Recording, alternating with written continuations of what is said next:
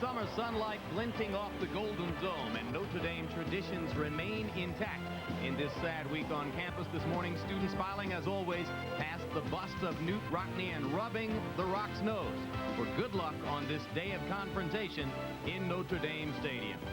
NBC Sports presents the battle between the Fighting Irish of Notre Dame and the Cougars of Brigham Young University. This college football game is brought to you by the United States Postal Service. And hello again, I'm Jim Lampley along with Todd Christensen as we welcome you to South Bend for the game between the Fighting Irish and Quarterback University. Brigham Young's long tradition for great quarterbacks, Todd, extended this year in the person of John Walsh. And interestingly enough, Jim, John Walsh may be the best pro prospect they've had in quite a time. But interestingly enough, too, the local people have yet to get the flavor of John Walsh and really appreciate his skills. LaVell Edwards addressed that. I've been amazed at a number of people that just haven't bought on to John Walsh yet. And John Walsh, at this point in time in his career, is every bit as good as any of the quarterbacks we've had. And he's surpassed, some of them in terms of what he's done. And Jim, for someone who is considered by many experts to be possibly the first pick of the 1995 draft, that is curious indeed. That's if he elects to come out. He is, of course, a junior. He has the privilege of operating in the Brigham Young offense with an asset that most of his great predecessors at quarterback didn't have, and that is a pro-quality running back. That's right. Jamal Willis has really provided for them some balance, rushing for an average of 100 yards per game coming into this contest. It's doubtful as to whether or not he will measure up to those statistics, but it's vital that he provides some balance so the Notre Dame defenders are not allowed the opportunity to pin their ears back and simply rush the passer. Indeed, part of the challenge for the Fighting Irish today to look ahead rather than to look back at last week's disastrous loss to Boston College. Head coach Lou Holtz promised a more intense atmosphere, a bigger challenge for his team this week, and here's how he elaborated on that for us. Well, I think you do what you feel the situation warrants. I think in the best interest of the football team, we needed to pick up the intensity of the practice and put a little bit more pressure on a lot of people, and I think it was a well-placed pressure. So much of what happens this year at Notre Dame revolves around the fledgling quarterback, Ron Paulus.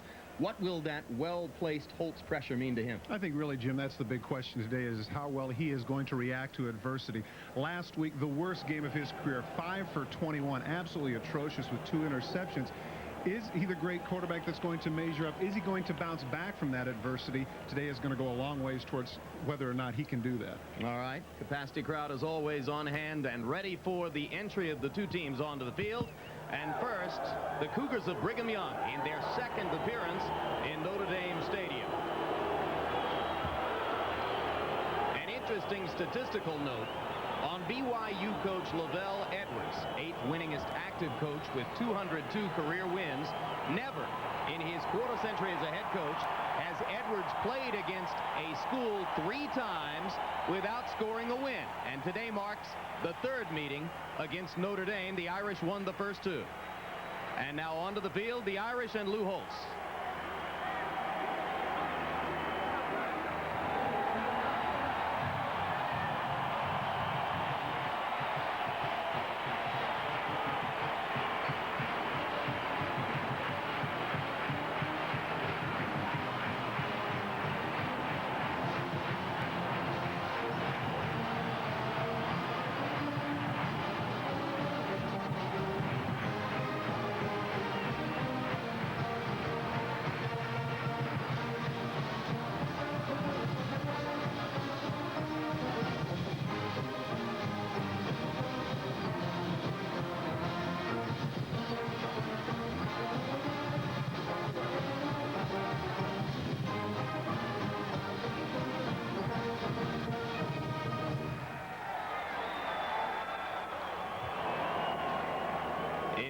BYU against number 17 Notre Dame. The kickoff when we return to Notre Dame Stadium in just a moment.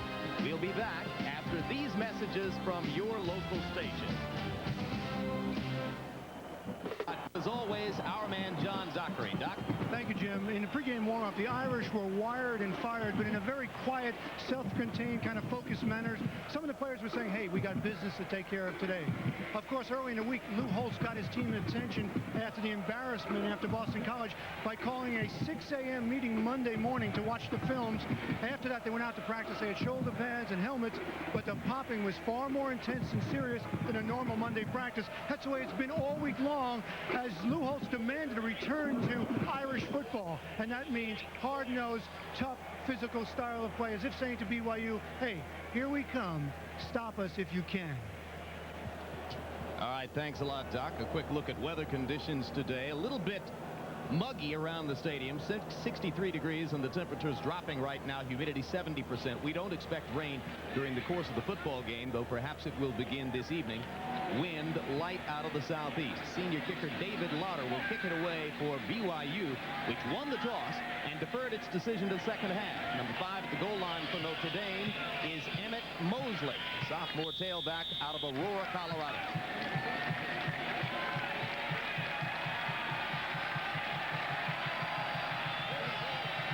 Kicker bounces it along the ground. This will be Charles Stafford, who picks it up outside the 20 and gets across the 35 to about the 37-yard line. Scott Merkley, a reserve defensive back, downfield to make the tackle for BYU. Fighting Irish have reshuffled the offensive line in the wake of last week's pass protection disaster against Boston College. Only Mike McGlynn remaining in the same position today that he occupied in week 1 against Northwestern. Backs and receivers, changes there also. Beckton, Zellers, and Miller all out, replaced by Kinder, Edwards, and Stafford coming into today's game. Ron Holtz under center again at quarterback. First down to give is to Kinder. He's met after a very short gain by number 97, Randy Brock, a senior defensive end out of Rexburg, Idaho. Here's the front 7 for the BYU Cougars. Brock at the top of the list made the tackle. Shea Muirbrook, the middle linebacker, is the leading tackler on the Cougar defense. And in the secondary, great human story surrounds Durnell Reed, a kid from the rough streets of Oakland. When they go into the nickel, James Higgins will be the 5th defensive back for BYU. Second down, 11 yards to go after a loss of 1 on first down. This time, Randy Kinder with a big hole across the right side, and he's near the first down across the 45 to about the 47-yard line. Well, this is what Notre Dame wants to establish, is their running game early on, and the contained by the strong safety wasn't there. Good job at the point of the attack by the weak side of the offensive line for Notre Dame. Feature on Randy Kinder coming up at halftime, so you Fighting Irish fans who want to know more about the man who comes in with 4 consecutive 100-plus yard rushing games, stick with us. He was short of the first down by about half a yard. It will be third down, a little less than 1.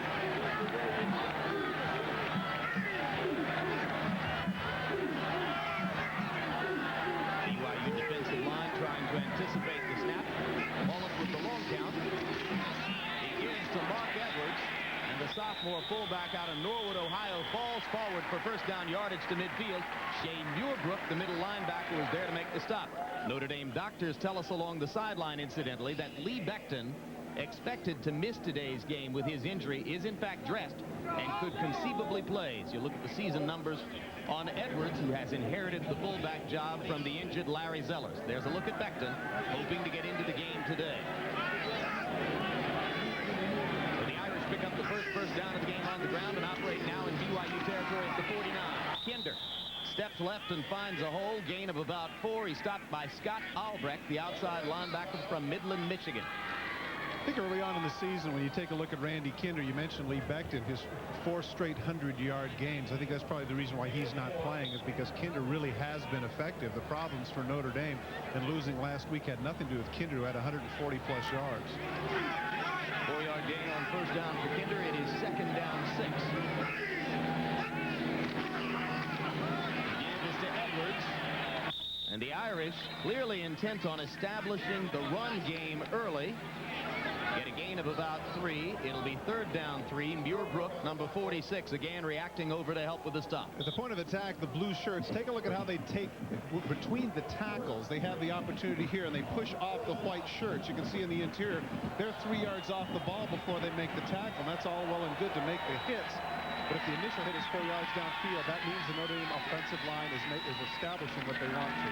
Third down 3. They need to get the football to the 38 for a first down. Holtz gives to Kinder, hesitates, then has an opening, and he can go. He's inside the 20 and outruns the BYU secondary. It is a 38-yard touchdown run. They'll make it a 41-yard touchdown run for Randy Kinder.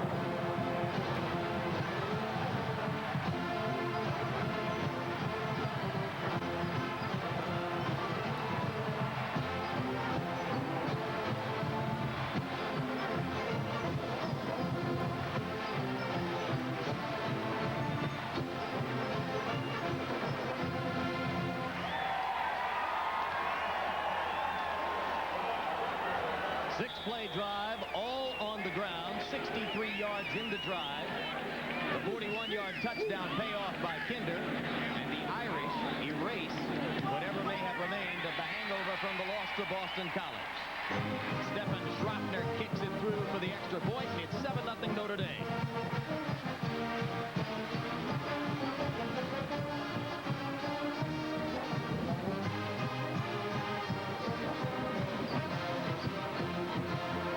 Kinder with another hot start at 7-zip. Been 12:15 to go in the first quarter. Notre Dame scores on a 63-yard all-on-the-ground drive on its first possession. Randy Kinder with the payoff from 41 yards out. It is 7-0 Irish. Sophomore walk-on Jerry Maloney steps up for his first kickoff ever with the Fighting Irish. And that is fumbled by Jason Cooper. Loose football at the 11-yard line. The officials are saying that the Irish have it. Lyron Cobbins, number 49, is the initial call as the man who fell on the football. Jason Cooper was the man who tried to catch it and bobbled it forward. Jimmy just plain couldn't see it. Take a look at him shielding his eyes right here. At the last minute, he just can't see it, and it actually bounces off his foot. And once it goes in that direction, of course, the wedge for Brigham Young is heading upfield, so it's nothing of blue shirts there to make the recovery. Misdirection off the toe of his foot. That's a terrible, terrible error. Big break for Notre Dame. And as clearly you can see, it was not Cobbins, but rather number 47, Bill Matulis, a freshman linebacker out of Toronto who made the recovery. A golden opportunity for the Irish at the 11-yard line. Kinder with one touchdown already. Can't get outside. He stopped for no gain. Let's take a look back at the 41-yard TD run for Randy Kinder. When Pollock opts to take off here and in the middle, Muirbrook decides to make a matador move on the inside. That is just too much for the defense, and as a result, a missed tackle by Hale, and Kinder is off to the races.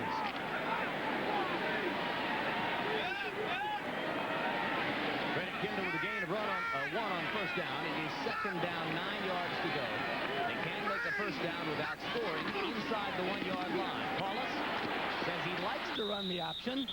And this time he gets about 5 before Scott Albrecht makes the stop for Brigham Young. Did a pretty good job that time, too, forcing Albrecht to make a decision. In this case, he backpedaled a little bit, trying to play both, and that enabled Paulus to cut upfield and get the 5. Now on third down 4, it looks as though the Irish will go double tight ends. Nope. They flank 2 to the right. Pitches. Kinder can't handle it. Loose football back near the 20-yard line. And it's going to be a big loss, bringing up fourth down and a likely field goal try. Well, at the point of attack, this is where Paulus, he flips the ball just a little bit too hard. Attacking right there from a side. Good play, and forcing it in that case was Stan Ross, outside linebacker. He's the one that forces the errant toss, and as a result, Notre Dame's going to have to try a field goal. Stephen Schroepner, senior walk-on out of Honolulu, Hawaii, misses the field goal try to the right. It would have been a 37-yarder. It comes instead a wasted opportunity for Notre Dame. So after Schroepner's miss, Brigham Young will have the football when we come back.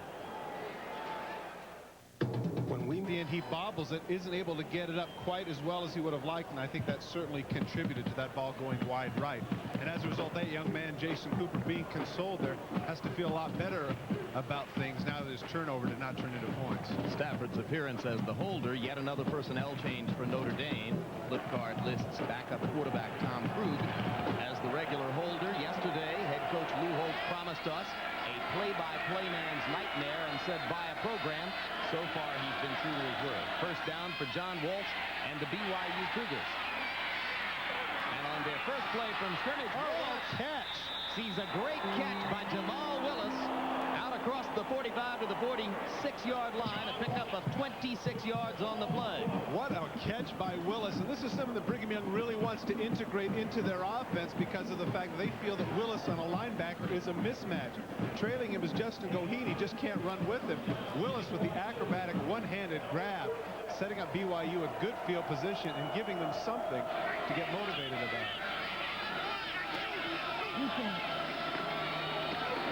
Now here's Willis from tailback with the football, and he has a gain of maybe a yard before Ronaldo Wynn made the stop for Notre Dame. Offensive line for BYU, the big name there, number 70, the right guard, Evan Pilgrim, preseason All-America, and lining up next to him, another All-WAC player in Eli Herring. There are the backs and receivers with Walsh, the terrific running back Willis, and Mike Johnston enters the game when the Cougars go to 3 wide. Bryce Doman, injured much of the year, is the big play threat at wide receiver. Second down 9, Walsh rolling away from pressure, and now has to run for it, and is going to be pulled down from behind on a good tackle by number 60, Brett Berry. Notre Dame Fighting Irish today, the front 7 lining up in a 4-3 look, a change for the Irish. Wynn and Berry, both previously outside linebackers, now playing down as defensive ends. In the secondary, the key guy is Bobby Taylor, an outstanding athlete at left corner, and playing with a cast on his right hand to protect a broken hand. When they go to 6 defensive backs, those are the 2 who will enter. Tracy Davis and Tracy Graham. Here's a look at Taylor and the cast on his hand. It's third down 7 now for BYU. Walsh throwing.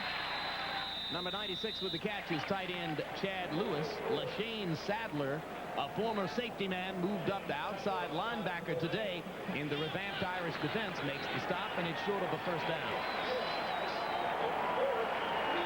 Man-for-man coverage, they came with the blitz. Walsh able to read and get it out to his tight end, but good tackle by Sadler, preventing the bigger Lewis from getting the first down. So the first punt of the game for BYU brings Alan Boardman, number 8, onto the field, and the Irish line up with nobody deep in the return position, creating a free opportunity for the Cougars to down it inside the 10-yard line, and that will be the situation when we come back. Stadium after a 39-yard punt by BYU's Alan Boardman. Notre Dame starts with the football at its own 8-yard line. 2 previous possessions, no passing attempts yet for sophomore quarterback Ron Paulus. Randy Kinder. And Kinder has about 3 across the 10 to the 11 before Stan Ross made the tackle for BYU. We asked Ron Paulus, in the wake of last week's difficult performance against Boston College, what it was like to intermingle with other students on campus this week. It was tough walking around campus. You know, you walk around and you see your friends and all the rest of the people, and you just feel like you let them down, and they're counting on you so much for the big win. And, you know, I personally, I was embarrassed to walk around. You know, I think the whole team was a little bit embarrassed of our performance. You know, it wasn't like us to play that way. And, it's a shame that it had to happen, but, you know, we're coming back now, and we're going to prove that we can play football still. And the first passing attempt of the game for Paulus is caught by Emmett Mosley. Tackled by Greg Steele of BYU, but almost enough for the first down. They'll be 1 yard short, and it'll be 3rd and 1. And there is cornerback Dermel Reed, number 19 of BYU, already out of the game with a knee. He had high hopes of a big performance today, and that's a great disappointment for him. Kinder, 7th carry of the game, 59 yards already. Make it 8 carries for 60 yards as he gets a pickup of 2. Stan Ross on the tackle, another first down for Notre Dame. Dermel Reed product of a difficult background in Oakland, California. He's already lost 2 brothers to gunshot death in his life.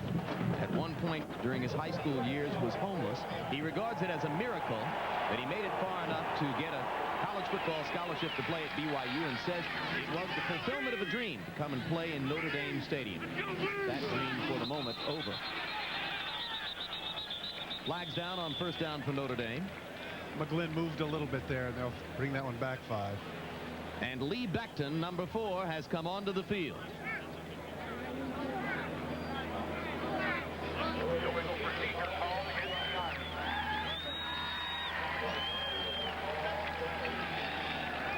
Good ball foul. False start. 5-yard penalty against the offense. Still first down. Lou Holtz was quite unequivocal in telling us yesterday that Lee Beckton, who has been bothered for the past several weeks with a groin injury, would not play today. Well, that changes. And here's Beckton's first carry in a few weeks, and Randy Brock is there to stop him. And now Jamel Reed goes off the field for BYU as they become 1 number thinner in the secondary. 25 tackles for the year. He's been the most aggressive of BYU's corners on the season. And for someone who had looked, really, he was talking about how as a youngster all his life the opportunity to play in a place that he'd seen on television. This has really got to be a blow. He's come so far from the streets of Oakland to now, and that just really has to be something that is painstaking. Second down, 15, flag down. Paulus under pressure looking for Mosley. Football sails away harmlessly, and now we'll await the call from WAC referee Bill McCabe. Oscar McBride moved a little bit too quick, and I'm guessing here the BYU will decline that and make it 3rd and 15.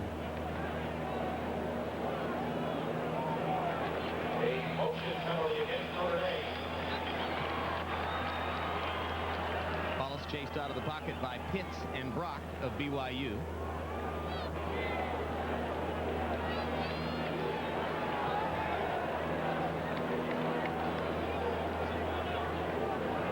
So now as they get ready to go on 3rd down and 16. Into the game comes number 18, Sakai Champion. Penalty against the offense. The penalty is declined. 3rd down. Good tip top. Sakai Champion, number 18, a former free safety, moved to receiver this week. Will be split to the top of the screen on 3rd down and 15. Derek Mays is at the bottom. Plenty of time for Paulus until now. Finally reacting upfield to collect the sack is middle linebacker Shea Muirbrook. Travis Hall was there initially on the pressure. When Paulus stepped away from him, he got hit. Number 46 right here, Muirbrook in the middle of your screen, or was. Now he is spying the quarterback. He's actually in a situation where he wants to cover the running back coming out of the field, but no backs come out, and as a result, he is free to come after him. There he is right here. He's spying, waiting for running back to come into his zone, but nobody comes. There's Lee Beckton, who tries to get a piece of him, but he can't. So now Brian Ford, the sophomore punter for Notre Dame, stands near the back of the end zone. What a kick. Great punt. And number 84, Mike Johnston with the football for BYU, tiptoes down the sideline across the 50 into Notre Dame territory, where the Cougars will have it when we come back. Baker in the Holiday Bowl as Brigham Young took on Michigan with the national championship on the line. They were down a touchdown in the 4th quarter, but this 13-yard touchdown pass from Robbie Bosco to Kelly Smith climaxed the comeback that gave BYU a 24-17 win. They went 13-0 on the season, won the national title. Bosco is now the quarterback coach for the Cougars, working under LaVell Edwards. Good field position for Brigham Young as we come back. John Walsh pitching to number 15, Hima Haimuli. The fullback throws downfield on the option pass, and it's almost collected by number 42, Tim Nowatzki. Tracy Graham there to cover for Notre Dame. Well, Sean Wooden's not fooled the cornerback here. They go with the deep pitch, and Wooden is all over Nowatzki, take a look at the ball, kind of a dying duck there. Look at number 22. He's all over Nowatzki. You could argue a little bit of bumping before the ball was thrown. But Wooden makes a nice play. Second down 10.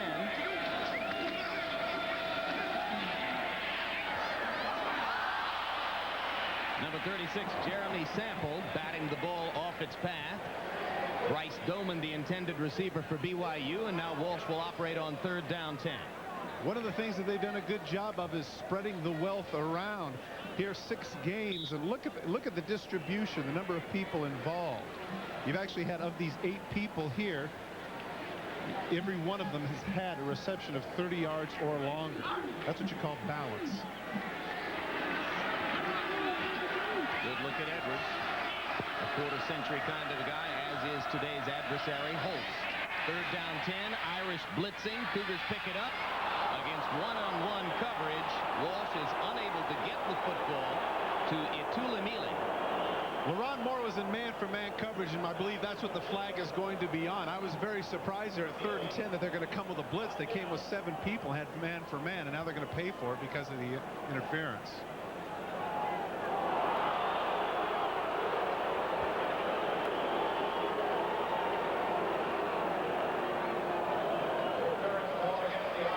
Here's LaRon Moore, man for man. If he turns around here and looks for the ball, it's not going to get caught, but he never does. And right there, he's all over and inhibits Mealy from getting his opportunity to catch the ball. Mealy rapidly becoming a big play guy for BYU as you look at Lou Holtz's acid reaction. It was Mealy's 68-yard catch and run in the closing minutes that beat Fresno State for BYU in a close one, 32-30 last week. There's LaRon Moore, the senior out of Indianapolis, who was called for the pass interference. It moves the football 15 yards from the 47 down to the 32-yard line, where BYU will have first down.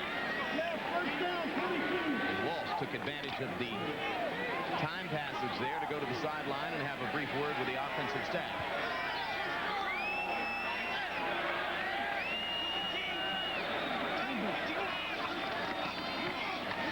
Walsh still with the football.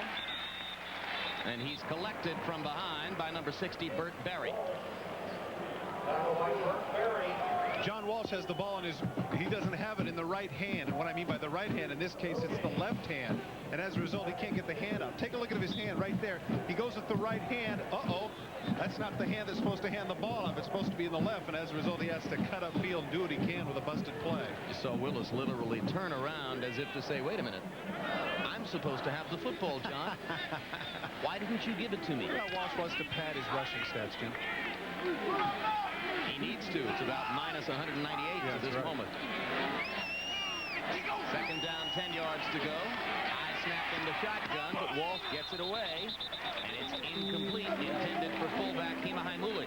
LaShane Sadler, number 2, there to cover for Notre Dame. And one of the strong suits that they say with regards to John Walsh is his accuracy. That's just a flat route to the fullback, and he overthrew it, and he's coming over to Haimuli to explain to him where he wanted him to be. But clearly that should have been an easy completion. Now they're faced 3rd and 10. Did you note the score?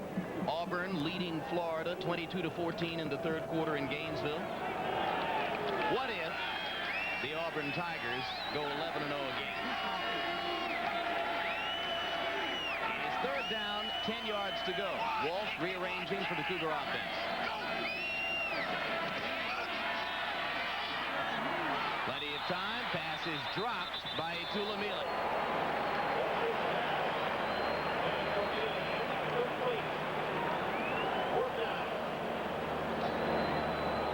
Mealy with the delay route, letting people clear out right here. He comes around, spins, wide open. Got to make that catch. No excuse.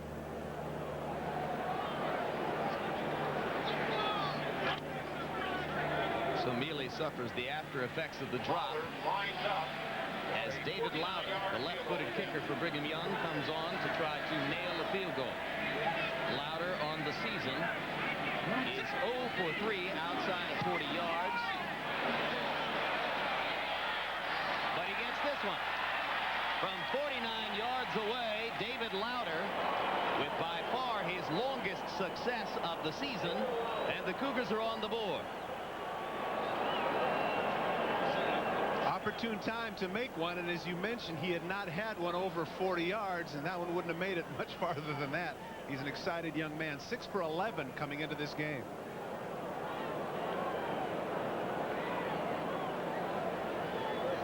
Tomorrow, join NBC Sports for NFL Live at 12:30 p.m. Eastern Time. Host Greg Gumbel. Our team of Super Bowl champion coaches Mike Ditka and Joe Gibbs, co-host Ahmad Rashad, all of them keeping you updated on all the breaking NFL news. Featured tomorrow, Greg's conversation with the courageous leader of the Raiders, quarterback Jeff Hostetler, Dick Enberg's discussion with Miami superstar Dan Marino, Ahmad's chat with the AFC's leading receiver tight end Ben Coates of the Patriots.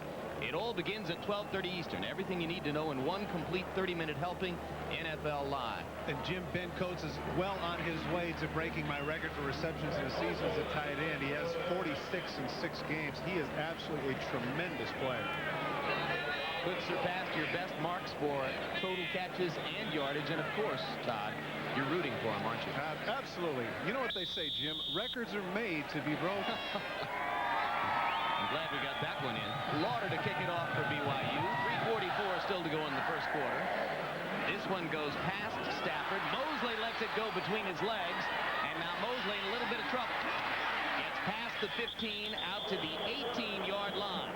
Some hesitant judgment on the part of the Irish kick return team, and they'll wind up 2 yards short of the 20-yard line to start their offense. James Higgins was downfield to make the stop for BYU.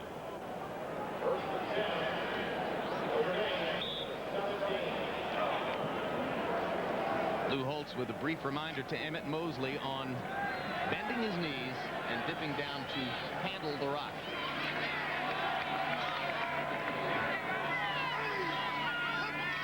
First down for Paulus and company. Randy Kinder back in the game at tailback after the brief Becton appearance. Stopped by John Pollock, the free safety, after a pickup of about 3 yards. Well, certainly there's a lot of pressure on this man after the loss to Boston College. And this was his response. I made a commitment to myself and our players, coaches in Notre Dame. We're going to get this thing turned around. We're going to get back on top a lot earlier than people think. I really feel that this is a man who is determined to do just that. And it's very strange that the standard has to be set at a university like this, where if just for the sake of argument, Jim, if they finish the season, win the rest of the games and win a bowl game, there's still going to be those that consider it a disappointment. Mark Edwards with the carry on 2nd down 7. He's got a couple. Shea Muirbrook with the stop. It'll be 3rd down 5. I think this is the sort of situation he revels in, though, Jim. You know, his back is against the wall, and people are talking about how badly things are going. This is when he responds. This is his opportunity to show that he can coach these young men, get them back to where they're supposed to be. So you got in records are made to be broken, and his back is against the wall within the same 1.5-minute time frame. Are they going to play him one game at a time from here on in, Todd? No, but you know what they say, when the going gets tough. Yeah, I understand. On 3rd down, the Irish elect to run, and BYU not fooled. Defensive tackle John Ross reacting upfield to stop Randy Kinder for a loss, and Notre Dame will be forced to punt. Well, the momentum has certainly shifted since Notre Dame could not take advantage of the turnover on the kickoff return. It's been all BYU since then. And as you mentioned, Ross coming from behind, great backside pursuit, forces Notre Dame to punt. Brian Ford's first kick went for 50 yards.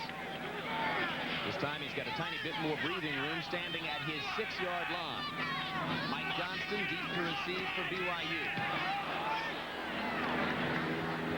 And Johnston will let this one bounce and then pick it up.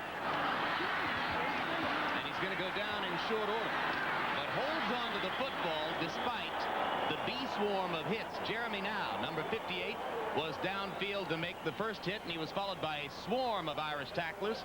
Now there's a flag down after the 42-yard punt. Not a good decision on the part of Johnston. Split crew here from the WAC and the Mid-American Conference.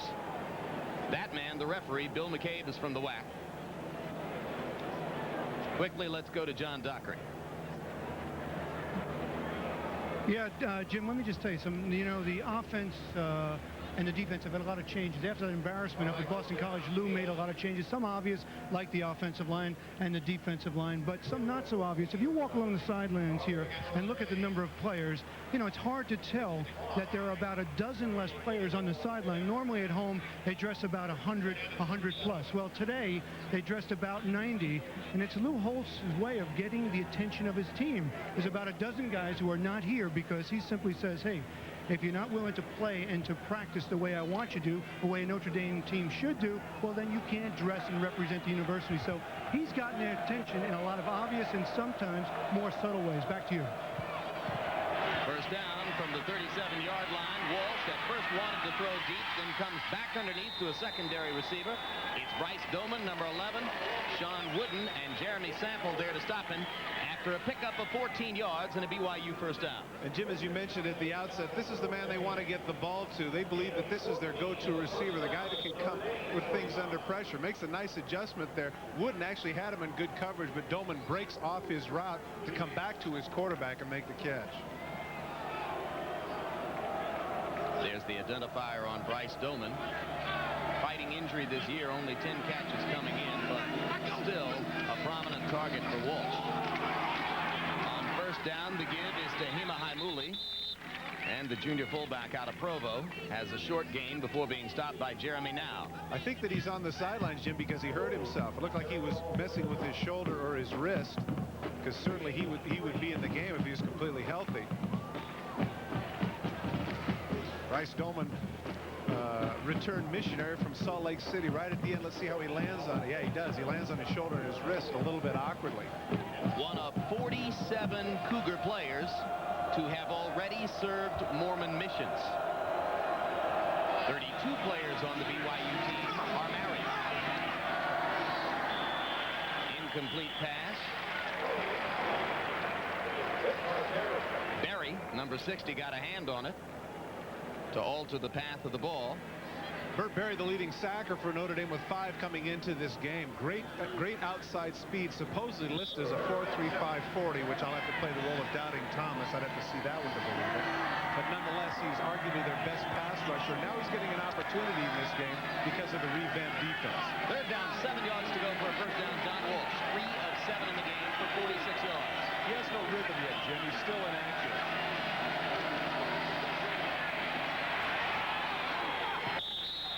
One high. Bobby Taylor was there with tight coverage on intended receiver Mike Johnston, and you have to wonder, Todd, as the BYU passing attack looks slightly out of rhythm, are they surprised by defensive coordinator Bob Davies' changed defensive set, the new 4-3 for the Irish? Well, I think you're right. I think that what the idea here clearly is to pressure the passer. They've done a good job this year of sacking teams, more so than they did last year, but they've been giving up the run. Clearly, that's not an issue today. They want to get in Walsh's face. Alan Boardman deep to punt. Emmett Mosley and Scott Solman are the men who are deployed to return for Notre Dame. They let it roll free, and for the second time in the game, the Cougars have a chance to pin the Irish inside their 10-yard line. 40-yard punt for Boardman, highly effective, as Notre Dame will be starting on offense at its own 6-yard line. And we'd like to take a moment now to welcome those viewers watching today's game on NBC Super Channel, which is available to 60 million homes in 32 countries across Europe. We know that much of the audience is made up of American tourists, along with American servicemen and European fans, and we hope that viewers in all 3 categories are enjoying what they're seeing of the game today. First down 10, Notre Dame, 5 seconds to go in the first period. Paulus fumbles.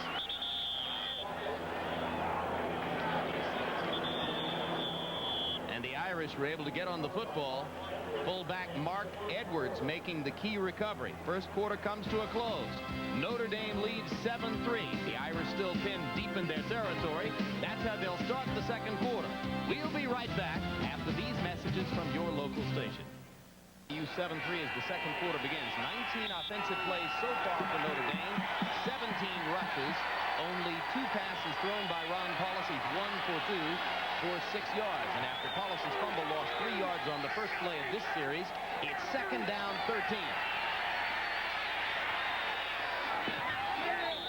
safe throw out of the end zone is caught by Charles Stafford up at the 18-yard line for a Notre Dame first down. That's the operative word, Jim. It was a safe throw. They go with the rollout, cut down the defensive end, and he's smiling. He likes that.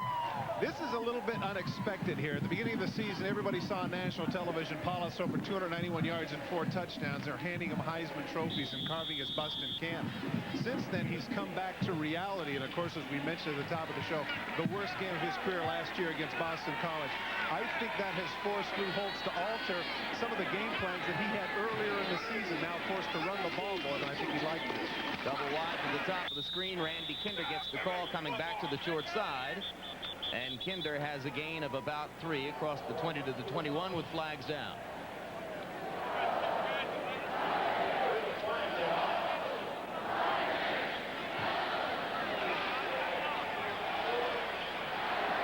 Lou Holtz can't be very happy with this. This is, I believe, now the 4th penalty that's either been an offside or a motion penalty, and really that's just a matter of practice.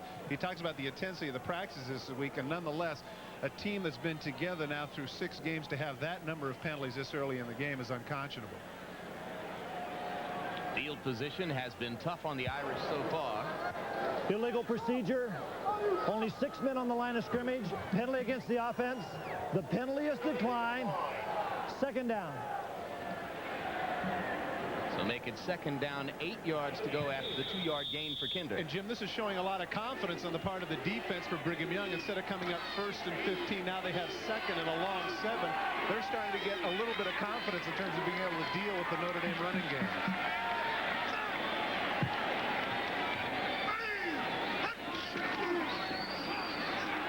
Play fake. Paulus with an open man. It's Edwards. Edwards with a lot of room. Across midfield into BYU territory. And he almost gets away for good from number 27, Jamie Cook. It took Cook 15 yards to bring Edwards down. Well, Jimmy stepped out at the 40, and it'll come back to that point. But the thing that's impressive, take a look in the misdirection. They're just going to let him go, and he runs what's called a swing route, and they lose him on the play-action fake.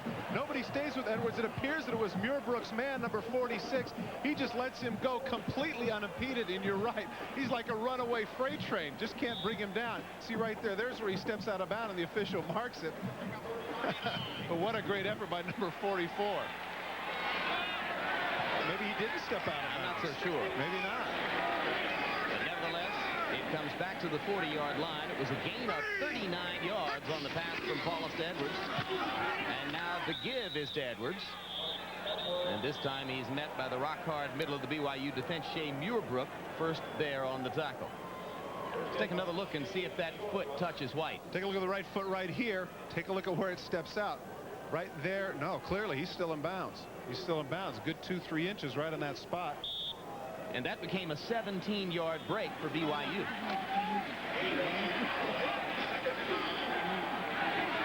Makes Jamie Cook feel a little bit better about the long ride he took on Edwards' back. Reminds you a little of Ronnie Lott on Mark Bavar on that Monday night game a couple of years ago. 2nd down 9. This time Paulus drops straight back and is matched.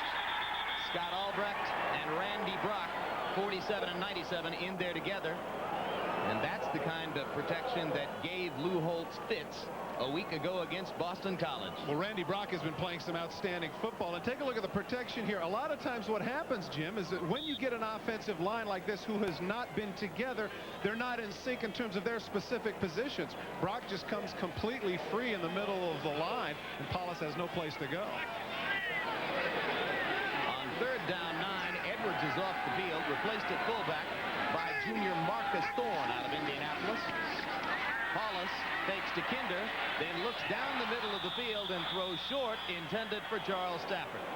And they had exactly what they want. They had the play-action fake. That time, tremendous protection. Paulus just did not step up and get the ball to Stafford, who was there for the 1st down. Take a look at the middle of the field. Note BYU goes to their zone defense, and Stafford, look at the gap in the middle. He's completely wide open. Nobody's in his face, but he just can't deliver it.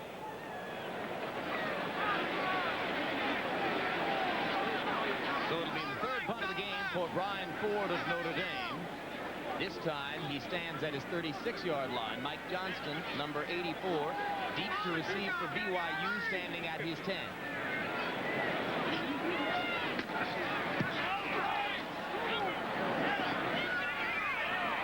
Johnston, with a fairly subtle fair catch signal, nevertheless is given credit for it at the 15. It's to go before halftime in South Bend. Notre Dame bottled up deep in its territory through much of the first half, nevertheless leads 7-3 over BYU. John Walsh, the BYU quarterback, and Betty and Sonny Walsh, who've made the trip. Well, I'm thinking that they're waiting for him to get into some rhythm. So far he has. As you can see there, 3 for 8, only 46 yards. His strong suit is his accuracy. And give credit to Bob Davie for confusing him early. Bob Davie, the Notre Dame defensive coordinator.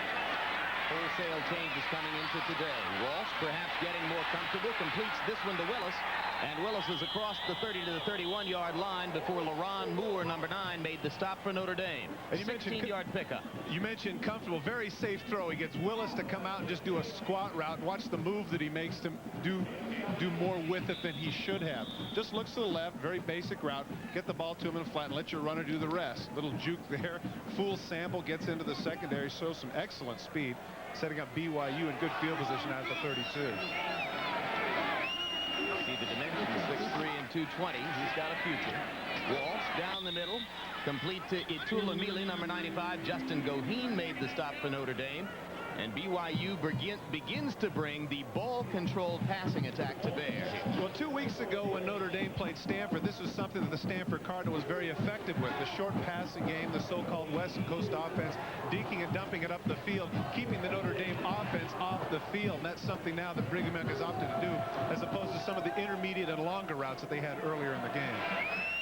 Second down 2 after the pickup of 8. Walsh out of the shotgun, gives to Haimuli. And Haimuli almost found a crease, couldn't quite get there quickly enough. Justin Goheen, first to make the stop for Notre Dame.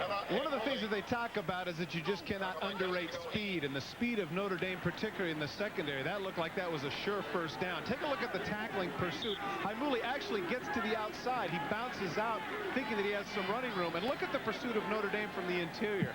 First Justin Goheen, then Kinnan Tatum, and then Grassmanis all get a piece of that. Good job by Notre Dame in pursuing and making the tackle. They give Haimuli credit for a yard to make it third down 1. Football at the 41-yard line. Here's Willis grinding toward the first down. He needed a yard and may have gotten it. You know what I find interesting? Yesterday we were chatting with the referee, Jim McCabe from the WAC. He kept mentioning to us, Jim, the fact that being in the WAC conference, they're used to 3rd and 1, meaning it's a passing down. So when they went into the halfback and he just plunged over, I was actually surprised. I thought they were going to throw there. Probably McCabe was surprised, too. Oh, he's seen some wild ones out there. Willis moves the chain. Jamal Willis rapidly closing in on becoming the all-time leading BYU rusher.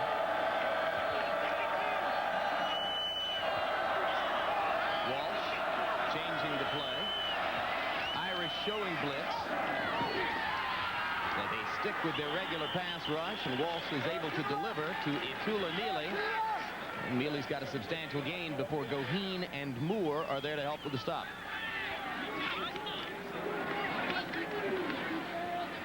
John Walsh audibles out here. He sees the blitz coming, and he's able to get the ball out to Mealy. One thing that's happening here, Jim, that Brigham Young has to be aware of is that even though he hasn't been sacked yet, he has been taking some shots.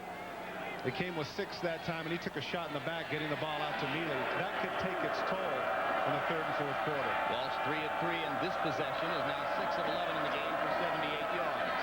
On second down, he throws down the middle, in and out of the hands of Mike Johnston. Goheen was there along with Sample, and the ball lingered tantalizingly in the air for a moment before dropping to the turf. Well, that's 2 very prominent times now where they've had drop passes. Johnston just sits down in the middle, got the zone coverage. Bobby Taylor lets him go right in the middle, right in his hands, and he drops it. So that makes it 3rd down and 2. Football just inside Notre Dame territory at the 49. Walsh perhaps again checking off.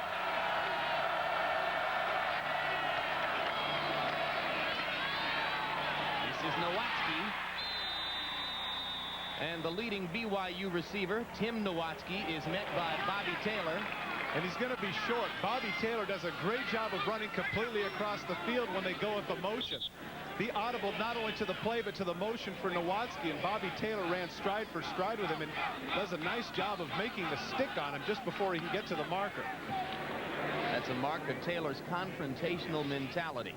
Defensive coordinator Bob Davie said he's the kind of guy who wants to cover the best guy on the other side head on head all day. But unlike other cornerbacks, Jim, he's not one-dimensional. He's not a guy that just covers. He's a guy that hits too, as witnessed by that last one. See Bill McCabe indicating they're a foot short. And the question now, do they go for it and try to sustain the drive? Or do they take advantage of another chance to pin Notre Dame deep?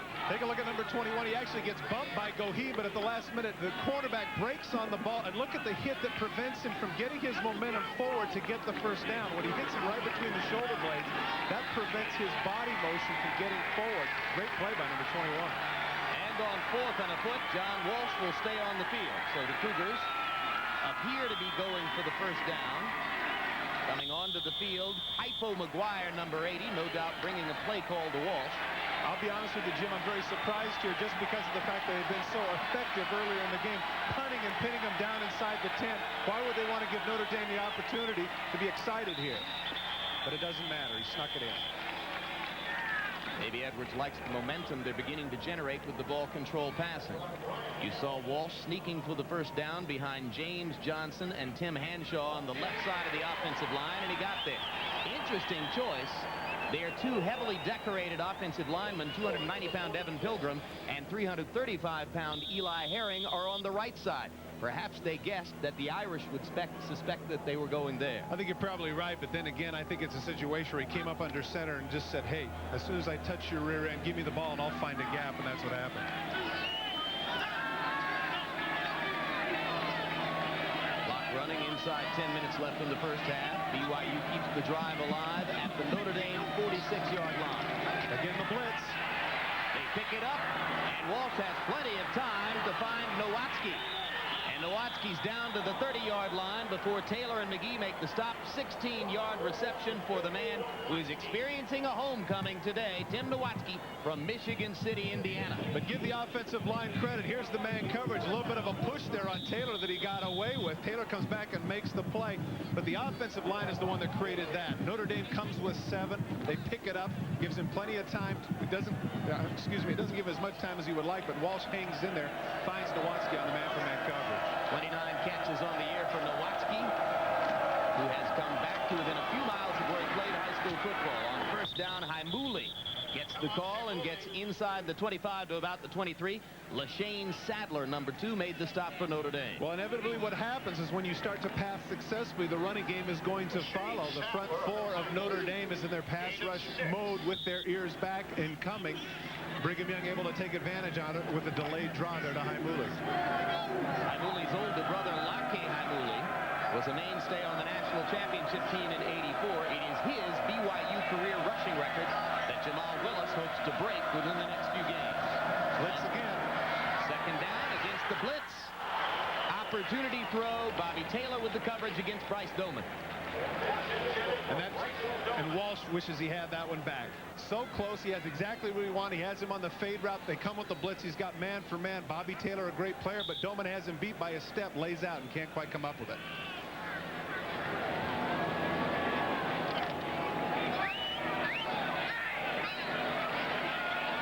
Well, play of the drive that began at the BYU 15-yard line, and now the Cougars will use a timeout. So with 8 minutes, 7 seconds remaining in the first half, BYU will talk, and we'll come back. Team needs new jerseys. BYU is hoping to complete a second quarter drive, which has already taken them 61 yards.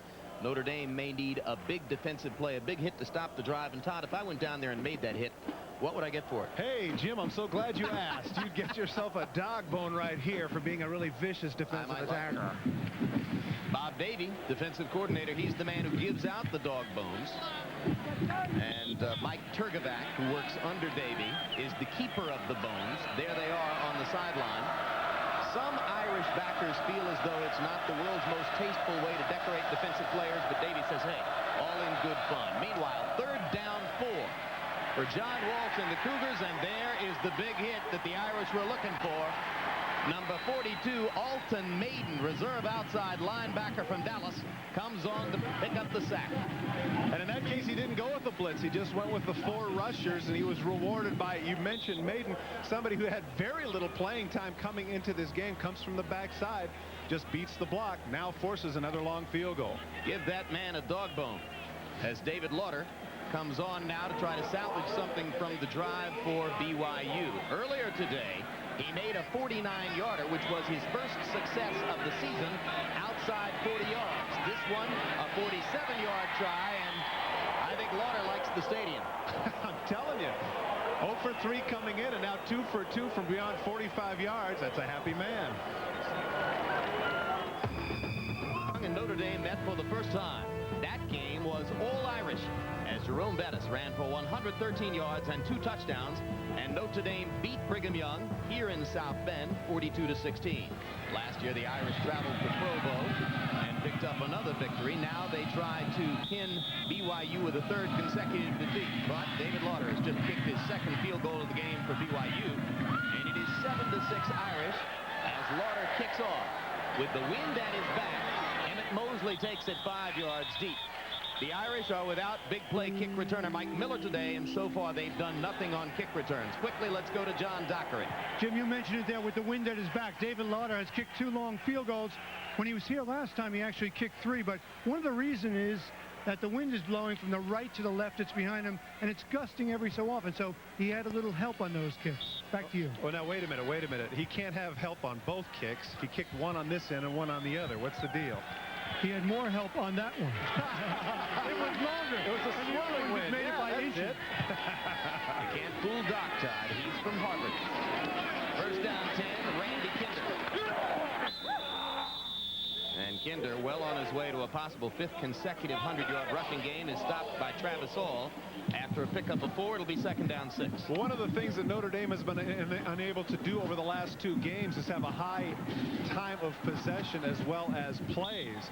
What has happened, take a look here, the number of plays by opponents over the last 2 games, more than 70 plays more, and more than 26 minutes more in time of possession. 27 minutes and 2 seconds to be exact. And in the first period here today, BYU has the football for 9 minutes 51 seconds. So Paulus and company still looking to get the ball more, and this pass goes nowhere near an Irish player as Emmett Mosley had turned the route shorter into the middle of the field. And Stan Ross, the linebacker, had come on the blitz, and he really gave Paulus a shot.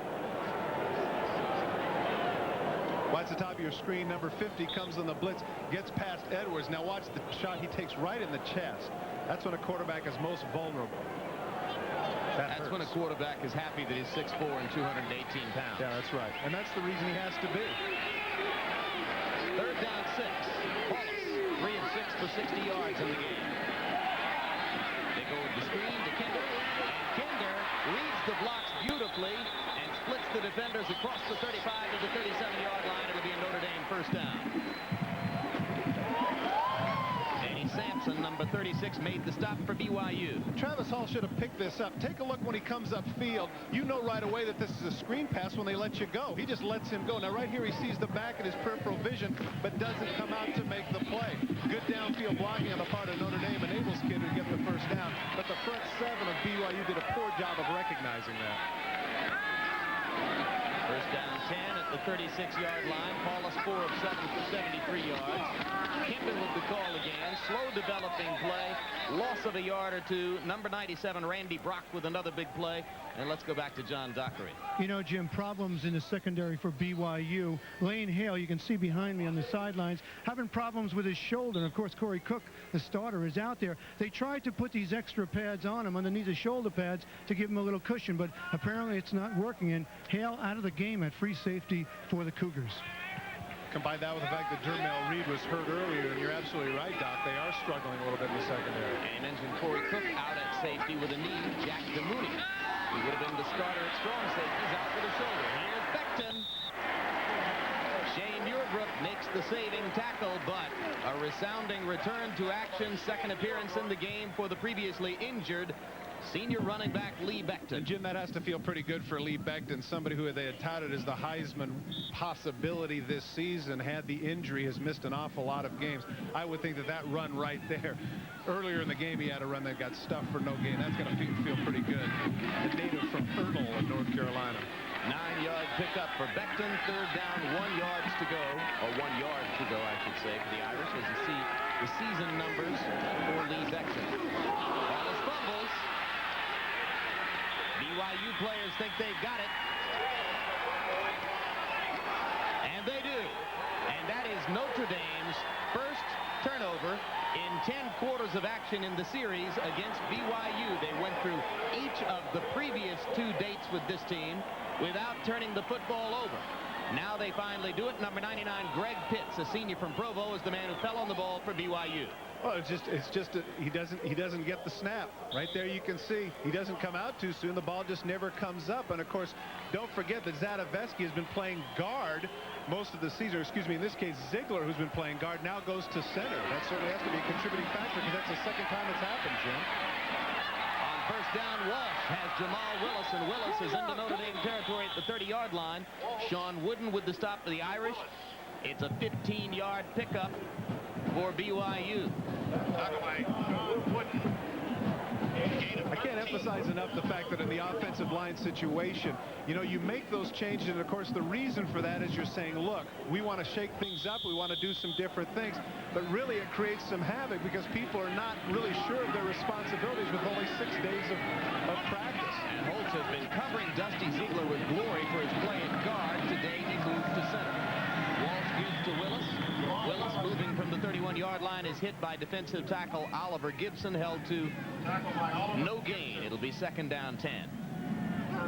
Over 2 teams who are averaging nearly 30 points a game, around 30 points rather, this is very surprising. We have a 7-6 score. I would have anticipated a higher scoring game at this point. Wouldn't you, Jim? Certainly would have. I think you've got an inspired defensive play and excellent field position management for BYU.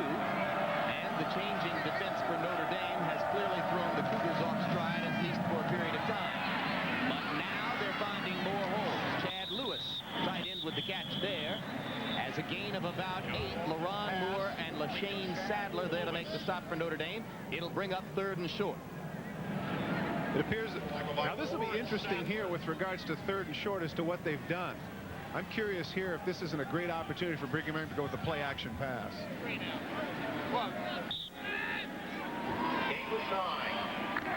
Went over 200 wins this year, LaVell Edwards. He's got 202. Holtz has 197. 3rd down, half a yard. Willis is hit in the backfield. Hit again. And fights forward for the first down. What an effort.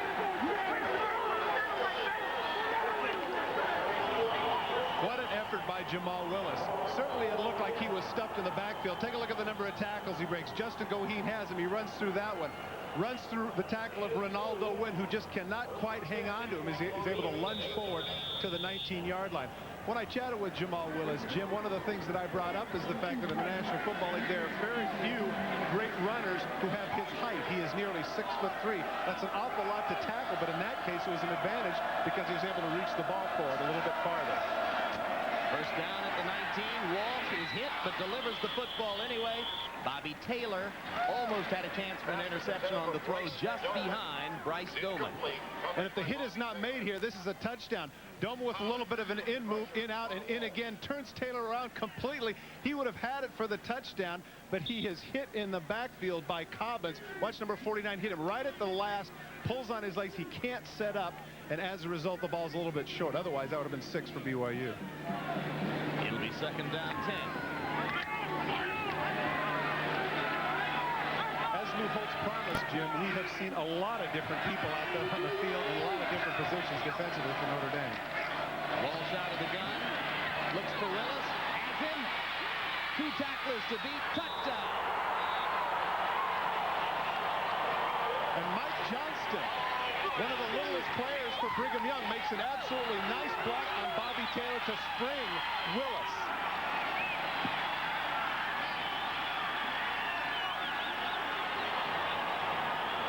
to the first Notre Dame turnover against BYU in 3 years. A drive fueled by the desire of Jamal Willis and good decision-making by John Walsh, and the Cougars have a touchdown.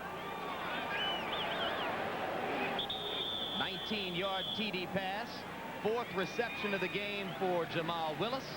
First touchdown for BYU, and timeout for the Cougars. Take a look here. Jamal Willis, man-for-man coverage here. He just comes and runs the out route. Now watch at the end of the play, number 84, who's been running his route downfield, is going to come back and make the block. Watch Johnston put the block right here on Taylor that enables Willis to get into the end zone. This really isn't bad coverage on the part of Notre Dame with regards to Jamal Willis. Certainly it is a mismatch, Jeremy Sample and Willis. But in this case, it's not as bad as the fact that for once, at least in the first half, John Walsh puts it right on the money.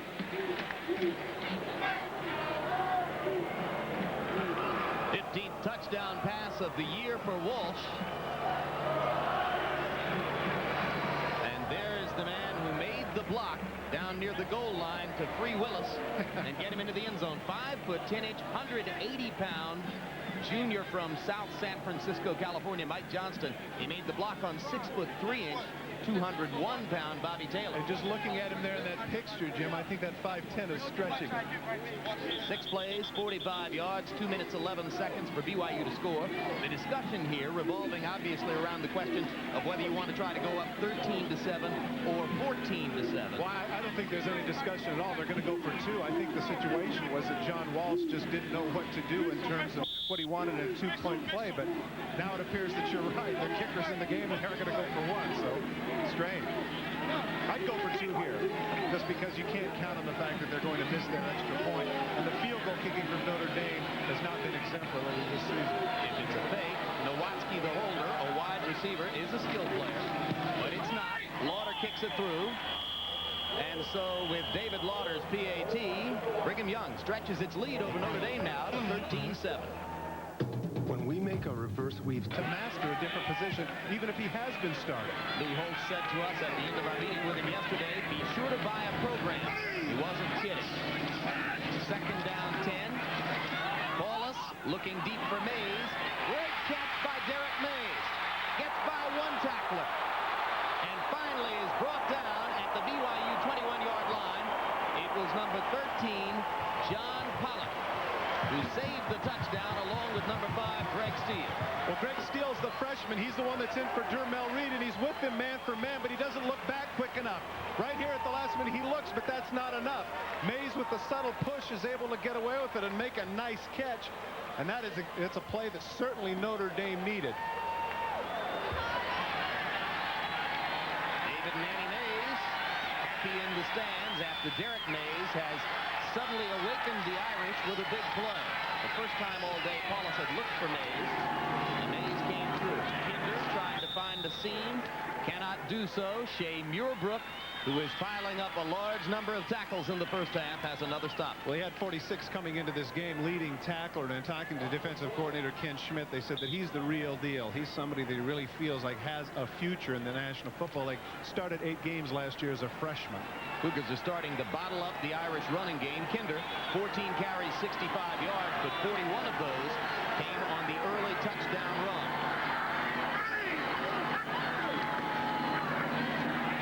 Paulus steps inside, has a gain of about 4. Flag down. Ross made the tackle for BYU. Looked like Ross might have got a piece of the face mask.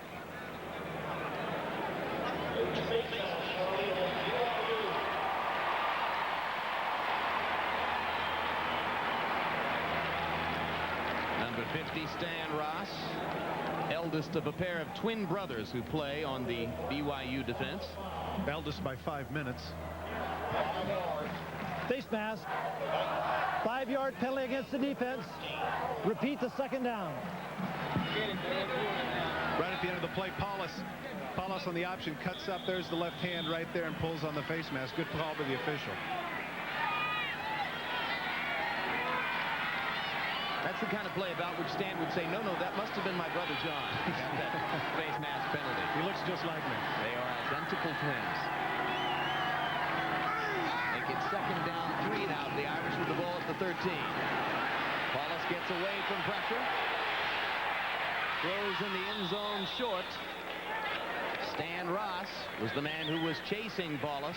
Derek Mays and Charles Stafford were together near the goal line, but Paulus couldn't get it that deep. Now, Jim, I'm really surprised at that call for a lot of different reasons. Here you are inside the 15-yard line. You've got 2nd and 3. Okay, Brigham Young has had some success against the run, but clearly you're dominant physically, and you've got 2 tries to get the first down inside the 15 on 2nd down. To throw that pass in that situation doesn't make much sense. Now it's 3rd down 3. Becton in the game behind Paulus. Becton goes in the flat. He throws underneath to Edwards instead, and Edwards, the fullback, is down to the 6-yard line for an Irish first down. This time it is John Ross who made the tackle for BYU.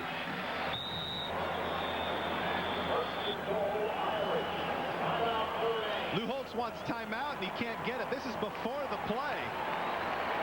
Nonetheless, Paulus showing a little composure. He gets Edwards on the delay route to get the first down. Now he does call the timeout with 39 seconds left in the half. So the Irish use a timeout. Paulus now 6 of 10 in the air for 134 yards. 55 of those 134 yards coming on the big play of this drive from Paulus to Derek Mays. Monday night, the Fresh Prince gets a visit from the legendary Kareem Abdul-Jabbar. It's a special Fresh Prince of Bel-Air, Monday night at 8, 7 Central here on NBC. I've played a little pickup hoop with Will Smith, incidentally, Todd. Not sure he can dunk. Does he have a game? He's got some game. How competitive would he have been in our game yesterday? He'd have been good in our game yesterday. He would, for instance, have taken me to the hole easily. But I'll tell you what, I don't know if he could have defended John Dockery, who can stick the rock from the perimeter. Prudential halftime report coming up at halftime. Hannah Storm and Ahmad Rashad standing by in New York. Scores and highlights. Randy Kinder feature. NFL Week 7 preview. Kinder, of course, provided his own promo for the feature with the 41-yard touchdown run on Notre Dame's first possession of this game. Now, this will be an interesting call up to this point on first down. The Irish, on their 12 times on first down, have rushed the ball 11 times and only passed it once. First and goal from the 7. Paulus to Mays.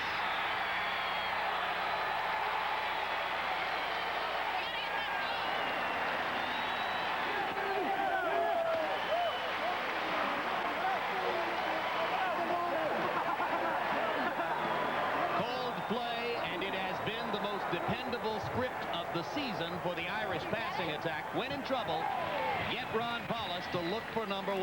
And number 1 makes a nice move here as he runs the short corner route on the freshman, number 5, Greg Steele.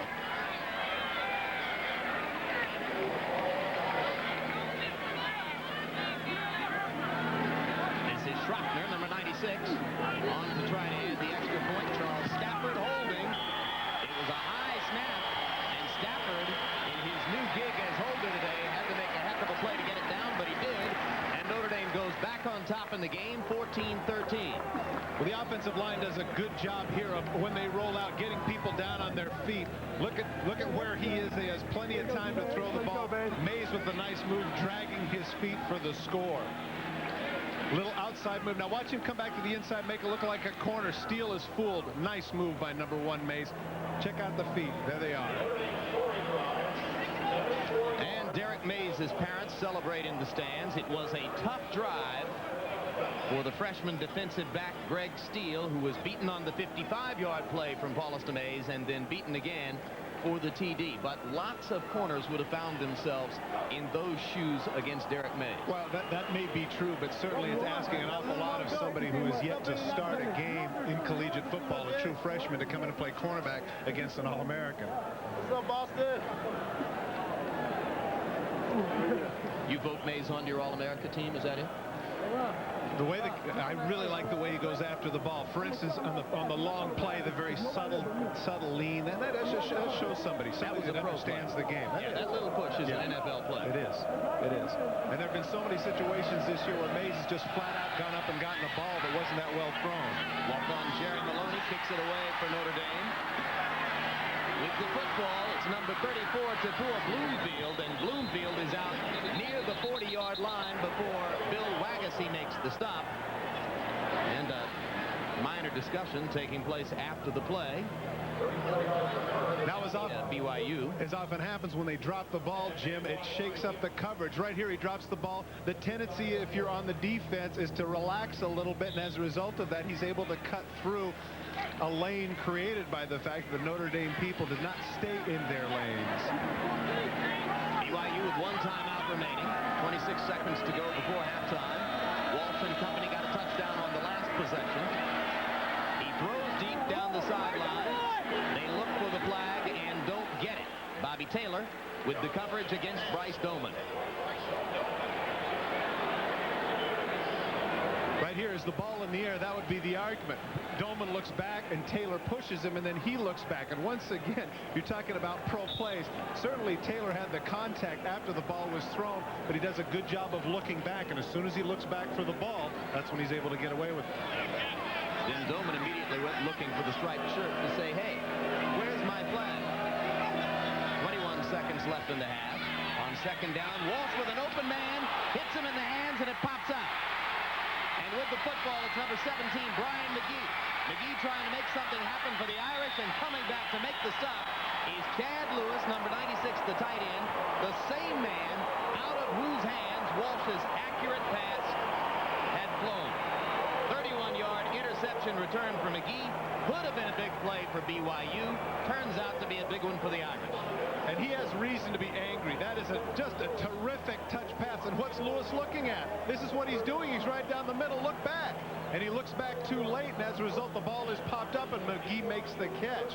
You saw Walsh's reaction to that, and to his credit, Lewis bounces back and makes the tackle. But he's the one at fault there. He should have been paying attention. 8 seconds left in the half. Opportunity for Paulus. Mays going from the top of the screen.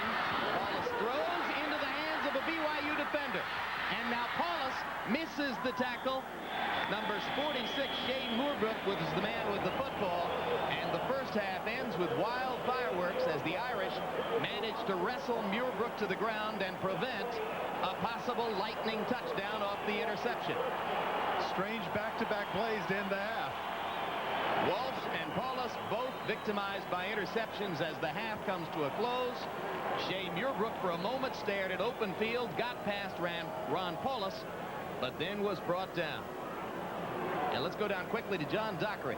Coach, first half, I mean, you stayed in the game. After the second touchdown, did you think about going for 2? Yeah, we did. And in fact, that's what we're going to do. And then I got looking at it, and we're playing good on defense. And I thought, I don't want to get beat by 2, field goals. And so then they came right back and hit that long pass, and that, put it all academic then. The first drive they scored quickly, yet you were able to come back and move the ball. What's the difference there? Well, we're coming on pretty good, really. And, the real key was after we fumbled that kickoff, after they had scored and then held them out, and they didn't get any points out of it. Then from then on, we started to tighten it up defensively and started to play better offensively, and that made a difference. Good luck to you, Coach. Thank you. Head-to-head quarterback battle brewing between John Walsh and Ron Paulus. It's 14-13 Notre Dame, and we take you now to Ahmad Rashad in New York. Which first drive looked like Notre Dame football? You get a touchdown right away, and then what happened after that? We're not controlling the line of scrimmage, and we're not protecting the passer. They play you with an 8 or 9 man front, and we're just having some trouble protecting the passer. If we can get a little bit more consistent running and protect the passer, we'll be all right. Did you challenge him at the half? You don't challenge Notre Dame players. They come here, it's a challenge. Yeah, we talk all the time about what we want to do. We work hard. We know what we got to do. We just got to go do it. Good luck, Coach. Thank you. Jim Lampley along with Todd Christensen. We expected a game in the 30s. Both offenses began to loosen up a little in the second quarter. Yeah, in the second quarter, it appeared that the quarterbacks were starting to get some rhythm. Here, John Walsh gets back in the pocket, gets Jamal Willis on the crossing route with a nice block by Johnson at the end, is able to find himself in the end zone. But he wasn't the only quarterback that had some success. The very next drive, Ron Paulus hits 2 big plays to Mays. Here, the second one for the touchdown. Good job of dragging his feet, and that's where we are right now, 14-13. Halftime stats, and you can see that passing yards are almost equal. 139 for BYU, 140 for Notre Dame. The Irish running the ball just a little better, but a lot of that came on the early 41-yard touchdown run by Randy Kinder. Since then, BYU has been tougher against the rush. Irish will kick it off. Jerry Maloney, a walk-on kicker, doing this job for the first time today. starts the second half with a roller that is picked up by one of the short men for BYU and brought back close to the 40-yard line. It'll be BYU football as Bill Matulis made the tackle for Notre Dame. John Walsh comes onto the field, and here are the numbers for both QBs. Well, a lot of that is deceptive, too, because of the fact that Paulus had the one long throw to Mays that took up most of the chunk of that yardage. Walsh cannot afford the luxury of having a bad game, as opposed to Paulus can hand off to a Kinder or an Edwards or a Farmer. Walsh now has to assert himself here in the second half. The only interception against Walsh was on a pass to the tight end Chad Lewis, on which he hit Lewis perfectly in the hand. Here's the give to Hima-Haimuli, and the fullback has a gain of about a yard to start the offense for BYU in the second half. Here's a look at BYU's first half possessions. Well, as you mentioned, too, the interception there at the end is deceiving because it was a tremendous throw by Walsh. Biggest play, really, though, of the first half had to be the series and the defense for Brigham Young when, after being down 7-0, fumbled the kickoff. Notre Dame set to go in and score. Instead, they missed the field goal. That gave BYU a chance to get back into it. On second down 9, Walsh dropped back into the gun. Open downfield for a moment was number 95 Itulamili, and LaRon Moore reacted quickly to make the play. Well, what John Walsh is screaming about is it looked like Moore jumped on the back of Mealy a little bit early. He went up and made a nice play on the ball, but wasn't a little bit early. That would be the argument. Watch at the end. Here comes LaRon Moore, hits him on the head before the ball arrives. But I think the argument that Walsh should have is say, hey, Mealy, even though this is a difficult situation, you got the guy over your head. The ball's right on his hands. Scoreboard calls it 3rd and 8. We'll make it a long 8 or a short 9. Walsh again out of the gun. Haimuli was wide open in the flat for a moment. Walsh waited too long. Sadler got there to cover. It'll be 4th down in a punting situation for BYU. Now, once again, give Bob Davie credit for what he's doing. He is really mixing things up, trying to confuse John Walsh. In the first half, we mentioned the fact that he was big on the blitzes.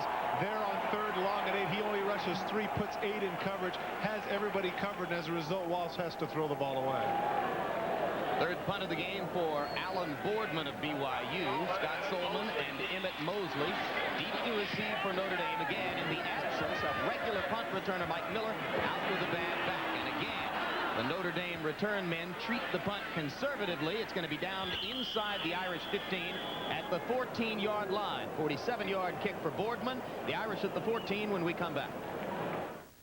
Company. First quarter. Ball is marked at the 15-yard line. They give to Randy Kinder. And Kinder starts the second half for the Irish with a 5-yard gain. John Pollock made the stop for BYU, and we visit John Dockery on the sideline. You know, Jim and Todd, an important note for the Irish. I talked to Will Yergua, the doctor for the Irish, and he told me that Dusty Ziegler sprained his ankle. He won't be back in the second half. So as you look in there, you see Mark Zedoveski at the center position. And there's Zedoveski, number 67. But the good side of that, of course, Jim, is that more than likely now they're not going to have the problems in the snaps from center that they had in the first half, because Zadoveski has been the center all season. The bad news is that Holtz says Ziegler's been his best offensive lineman. On second down, Edwards with the carry, and the fullback is across the 30 to the 31-yard line, an 11-yard pickup, and a first down before he's brought down by Muirbrook and Sampson. Well, the man we just mentioned, Zadoveski, take a look at the clearing block that he's able to give here. The guard comes around, and that enables Edwards to bust through for a big gain. This is where the front 7 of Brigham Young have been so effective in the first half, and they have to reestablish themselves here to take the sting out of the Notre Dame running attack. First down of the second half for Notre Dame. Hollis pitches to Kinder. This time, BYU able to read the play effectively. Good play from defensive tackle by number 98, Mike Ulafale. Well, Stan Ross is the one that makes that play, though, Jim. He's the one that forces it back to the inside. They tried to hook number 50, and they were unable to do it. And there's a man down in the field. I believe that's Jeremy Akers. This would be a critical loss for the Irish as they begin to get very thin in the reshuffled offensive line. Regular backup guard 64, Steve Misetic, is still available, but it's going to be Dusty Ziegler. You just heard John Dockery saying moments ago take a look that at we the wouldn't limb. expect to see Ziegler. And look at the gimp. You're absolutely right, Jim. Look at him all bandaged up. Look at the braces on the knees and the left ankle. That's pretty dramatic stuff. I don't doubt for a minute that John Dockery was exactly right. They had anticipated him coming back, but Well, he had it from the doctor. And now the doctor will wait on the sideline to see what the deal is with number 76, Jeremy Akers. Meanwhile, tomorrow night, it's an NBC family double feature. Jim Belushi stars in the hilarious network television premiere of Curly Sue. Then it's the only place you'll find football on television Sunday night, the network premiere of the gridiron comedy Necessary Roughness. Yes, Kathy Ireland is the co-star of Necessary Roughness. It's all tomorrow night, starting at 7, 6 Central, here on NBC. Isn't Kathy Ireland a place kicker in that? For the mythical Texas State team? She be playing some football, no question about it.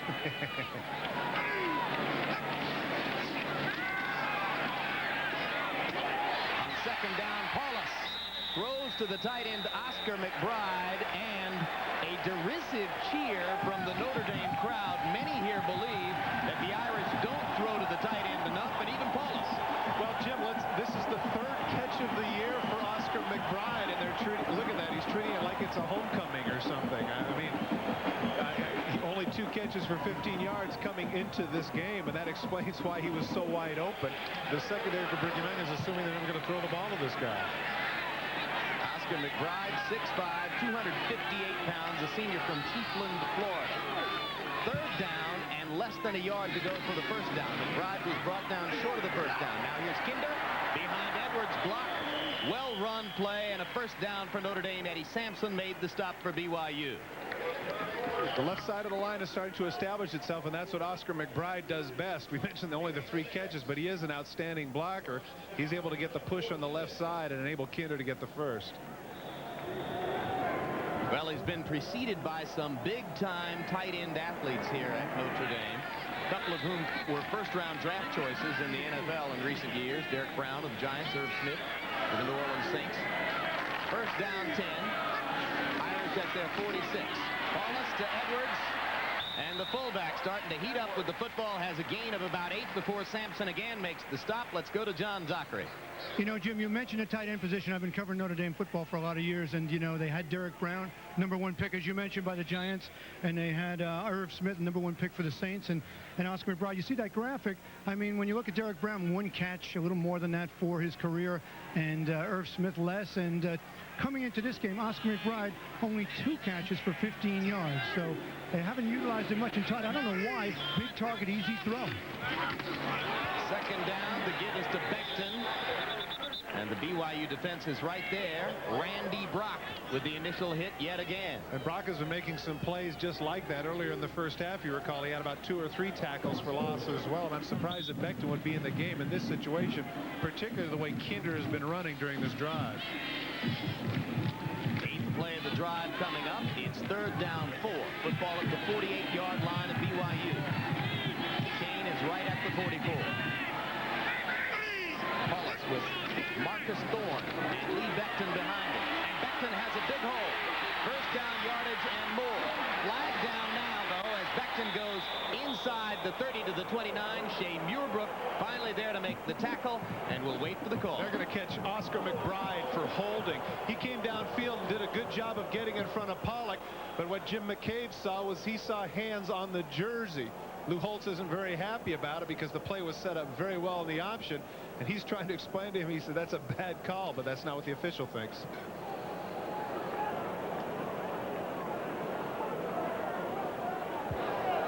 Holding. 10-yard penalty against the offense. Repeat the 3rd down. To the left of your screen, watch number 80 out front right here to the left of your screen. Now, there you see the jersey come out, and the jersey comes out twice. It's a good job of the official of spotting that. Too much cloth for Oscar McBride. It nullifies a first down run by Becton and makes it 3rd down 10 to go now. The ball at the 46 of Notre Dame. Again, the chain is at the 44 of BYU.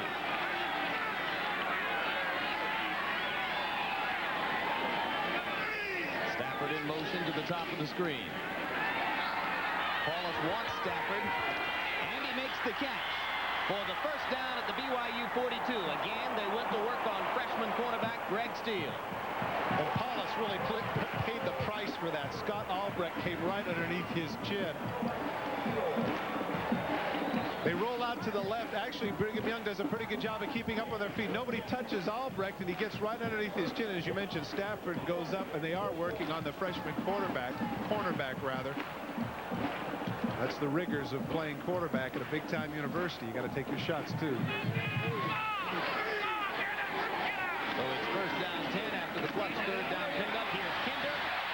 And Kinder busts off the right side for a pickup of about 8 before Shea Muirbrook made the stop. And quickly now, let's go to check in our New York studio. Jim will have a new number 1 in college football. 16-point underdog Auburn upsetting number 1 Florida at home. This is Patrick Nix going to Frankie Sanders. Sanders' second touchdown of the game with 30 seconds left. The final 36-33. Auburn goes to 7-0, 18 straight wins under Terry Bowden. Nebraska should be the new number 1. Jim? All right, thank you, Hannah. Here in South Bend, on second down, Ron Paulus hands to Mark Edwards. Edwards trying for the first down, is close to it. I might disagree with Hannah just from the standpoint, why wouldn't Auburn be the new number 1? You go down, beat Florida in Florida, you're doing something. Well, Nebraska would have been in position to threaten for the national championship until a couple of weeks ago, down went Frazier. Today, they've already changed quarterbacks once, but they're still holding on as an unbeaten team. Flags down as the BYU defensive line jumps the gun. Mike Ulafale coming across as he faced Jeremy Akers. Ball's going to go against BYU, and that will give Notre Dame a first down. And as they mark it off, one historical note. So many times over the years, if you look at what happens to Florida football, Auburn has been their Waterloo. Offsides. 5-yard penalty against the defense. First down. Bad time to jump off sides there at 3rd and 2.5.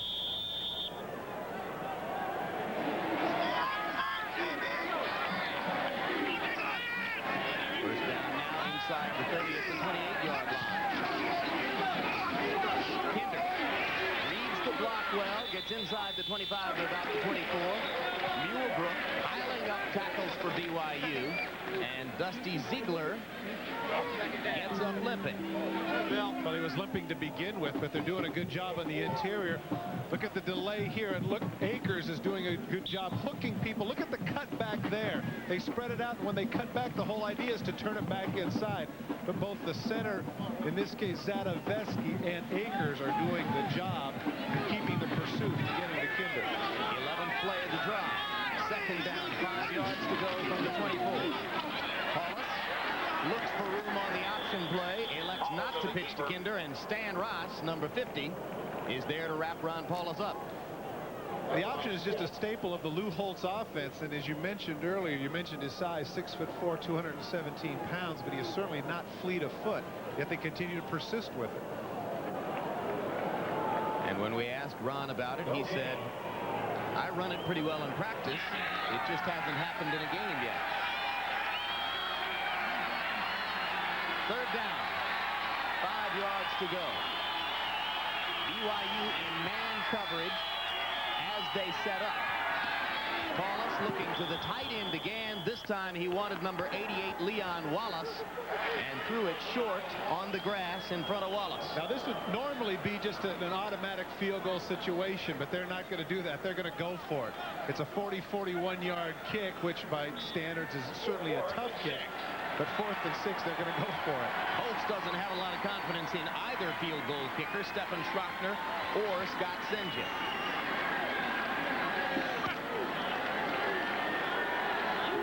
Now they go with the set that they normally don't. At the top of your screen, number 80, Oscar McBride is spread out. They want to do something peculiar with the secondary and Brigham Young, give them a different look. Stafford and Mays to the bottom of the screen. Neither of them seem to know what the play call was going to be, so Paulus calls timeout and stops the action with 7:08 to go in the third quarter. It's still 14-13.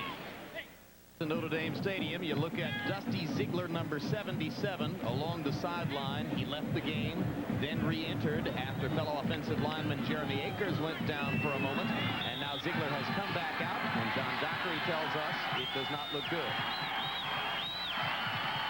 will be taken to the locker room and probably will not return to this game. Now 4th down 6. Irish going for it with the ball at the BYU 24. Holtz to Stafford. Out of bounds at the 2-yard line. Jamie Cook, reserve safety man, was beaten in the one-on-one coverage by Stafford.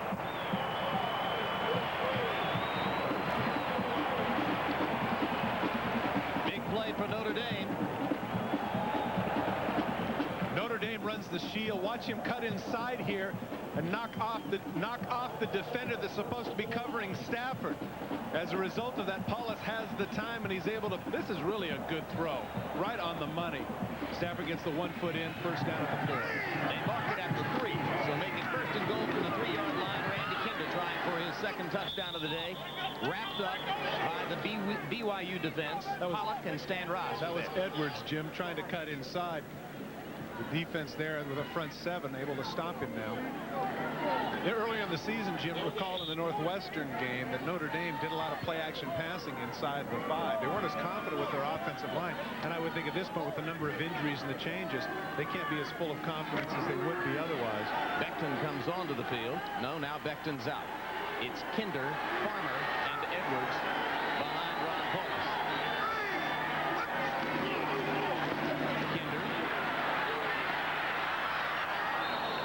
Knocked out of bounds at the 3. Stan Ross again. Number 50 there to make the stop.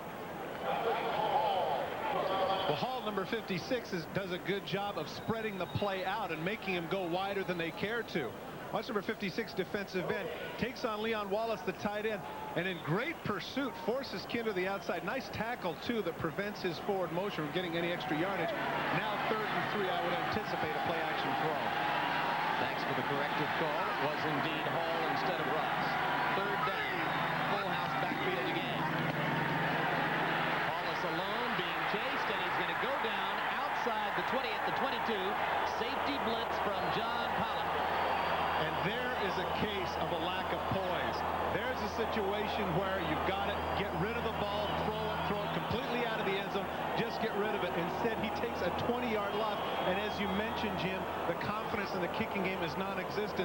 Now they're going to have to attempt about a 39-yard field goal, and even though it's right down the middle, with the difficulties in snapping and holding up to this point, this is far from a sure thing. Freshman Scott Senja, a walk-on from Melbourne, Florida, his long success of the year from 43 yards out. This, an attempt from 39. And it's blocked. And this is Steele. And Steele's got some open field on that side. Gets away for the moment from Wallace. And it's BYU football at the 23-yard line. The Irish kept the ball for 7 minutes, 51 seconds. Got all the way down to the 3-yard line of Brigham Young and wind up coming away scoreless. In the pros, they don't let you jump in the middle, but they do in college. Taking the middle, number 96. That's the tight end, Chad Lewis, who shows the vertical jump and comes up with a big play for Brigham Young. Knowing this, Brigham Young decides to opt with the safety blitz. John Pollock from the right of your screen comes right into the face of Paulus, and right there he should have just thrown the ball completely out of the end zone.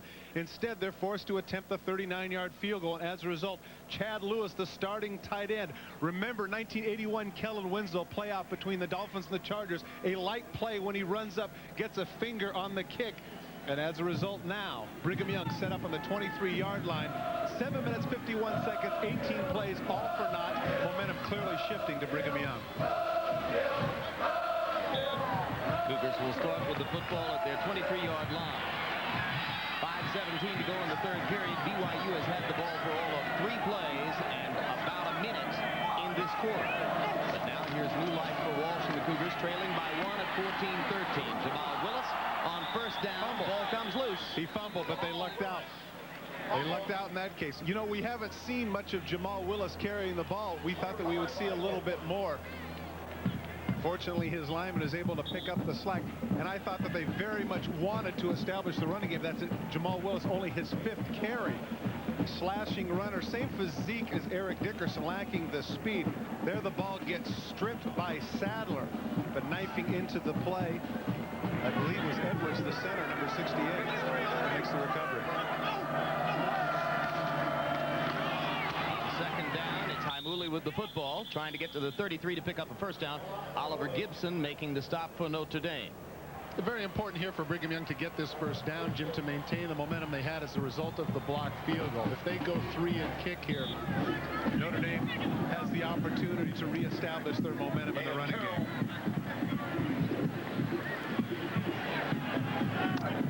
I wonder if that means that LaVell doesn't want to look.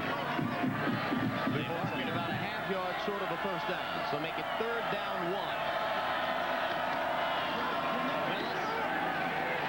Again off the right side.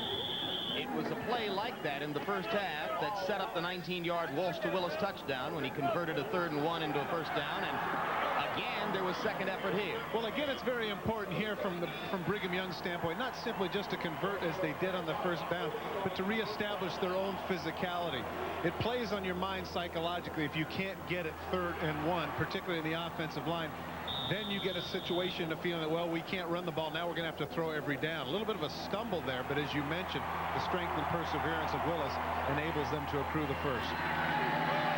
Terrific left drive for Jamal Willis, who again converts 3rd and 1 into a first down.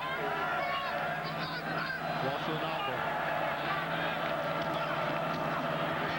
And Walsh throws in the flat. Bobby Taylor and Brian McGee there to work against Tim Nowatzki, number 42, and Nowatzki has his 3rd catch of the day. BYU for the moment going with a 2 tight end offense.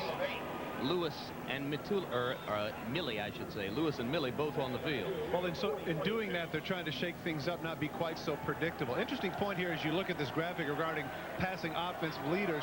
Notre Dame has had to play 3 of those 4 teams, or will by the end of the season. Florida State looming in a couple of weeks in Orlando. Willis, big hole across the 50 into Notre Dame territory, all the way to the 40-yard line before Brian McGee finally made the stop with help from LaShane Sadler. It's a 19-yard pickup for Willis and another Brigham Young first down. And of course, Jim, it's easy to second guess, but you'd have to ask yourself at this point, why weren't they doing this earlier? A little bit of a counter Trey action. He's just running through people, just stiff arms LaRon Moore to the ground. 19-yard pickup down now to the 38-yard line. And as we mentioned earlier, that was only Jamal Willis' 6th carry of the game, and we're nearly into the 4th quarter. That's surprising. Still 110 all-purpose yards on the day for Willis. 76 of them receiving. Nowatzki in motion. Walsh gives on first down to Haimuli, and Haimuli is wrapped up. Alton Maiden and Justin Goheen there for the Irish. That play has been ineffective for Brigham Young all day long, and a lot of it has to do with the fact that he doesn't quite have the foot speed of Jamal Willis. Now at the loss of 1, they put themselves into a passing situation.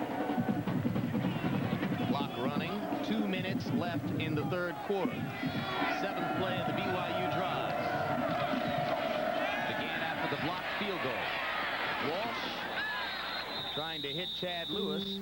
Brian McGee there for the Irish. BYU still going with the double tight end offense. Well, they're still able to throw the ball in the double tight end offense because they have 2 wide outs. The misdirection does not fool Burt Berry.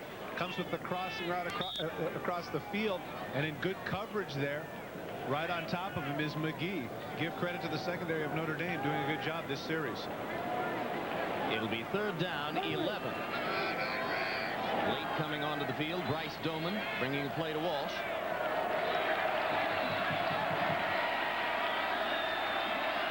Walsh directs Itulamili to the left side of the line. Only 1 tight end now as Walsh throws the screen to Haimuli. Little move inside, gets Haimuli the first down to the Irish 25-yard line. And give credit to John Walsh for fading back, doing a great job of selling it. Watch the middle of your screen. The people get out. He holds it to the last minute, and the linemen go completely the other direction. Haimuli fools them by cutting back. If that's by design, that's very creative on the part of Norm Chow and the offensive people for Brigham Young. He goes away from the lineman and is able to pick up the first down. You saw the Notre Dame defender go down in the face of 335-pound Eli Harry. On first down, Willis. gets away from Bobby Taylor long enough to pick up about 8. It'll be second down 2. Same misdirection play that he had his 19-yarder earlier in the drive. So they get the 14-yard screen pass to Haimuli and then work back to the same short side of the field for what becomes a 9-yard gain by Willis. It's second down 1, and the Cougars are driving toward the score that could put them ahead. 10th play of the drive. Man right here is Norm Chow, the offensive play caller for Brigham Young, and he certainly is doing the job this series. Everything seems to be working. Back to the double tight end offense. Willis runs behind it for good yardage and a first down near the 10-yard line. There's Norm.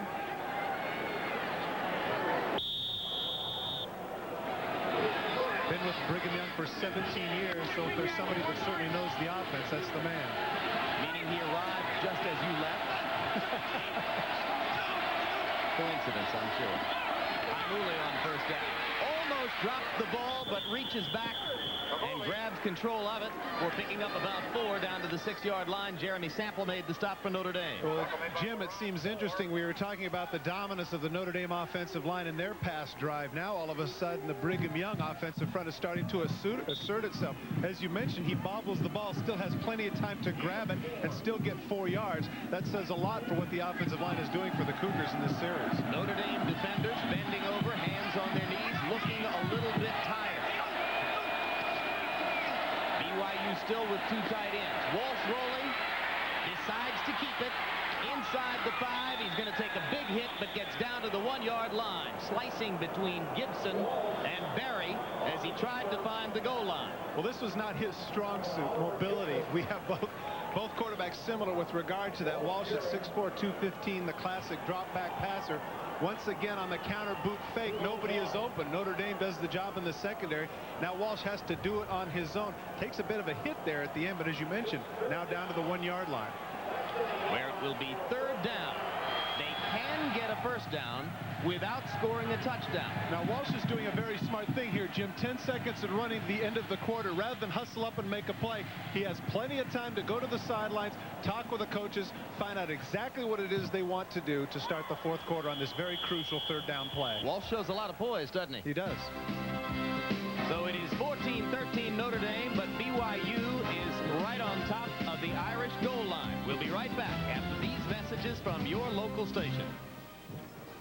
3rd and 1. They've rushed for 55 yards in the drive, Todd. How about a play-action pass?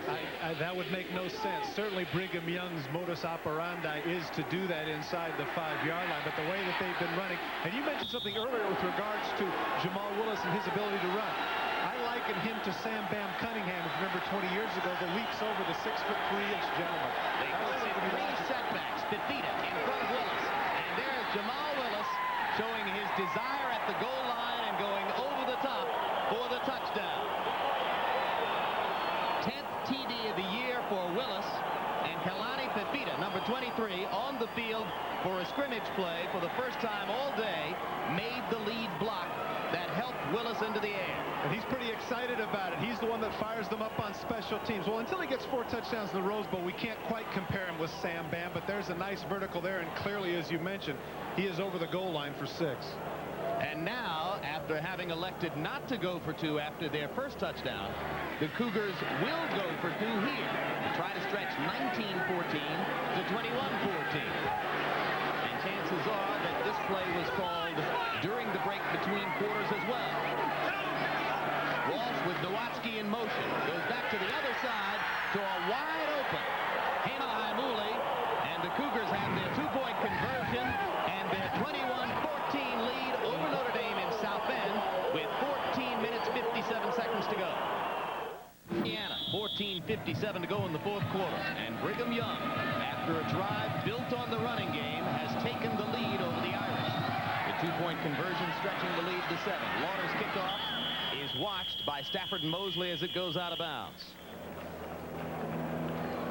David Lauder, who had 2 early field goals for BYU.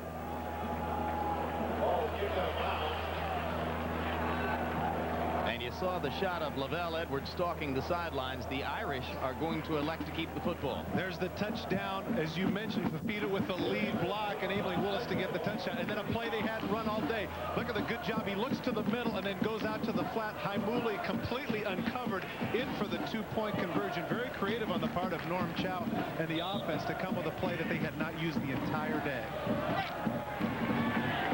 So though the Irish dominated much of the third quarter, they came away with nothing on their long drive. BYU capitalized on its scoring chance, and now the Cougars lead. From the 35-yard line, Ron Paulus.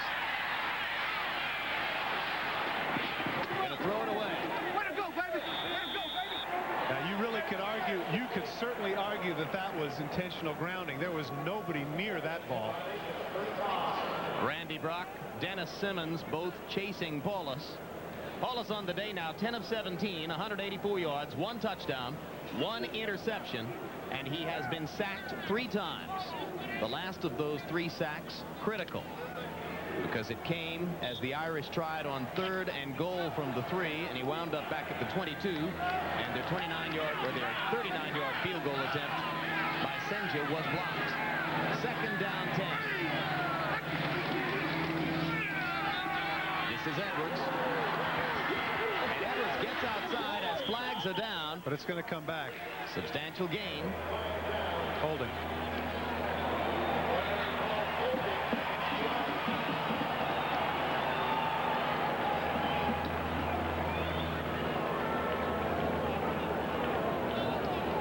Lou Holtz watching as the big gain by Edwards is wiped out. And now Derek Mays will come onto the field with a play. Holding. 10-yard penalty against the offense. Repeat the first down.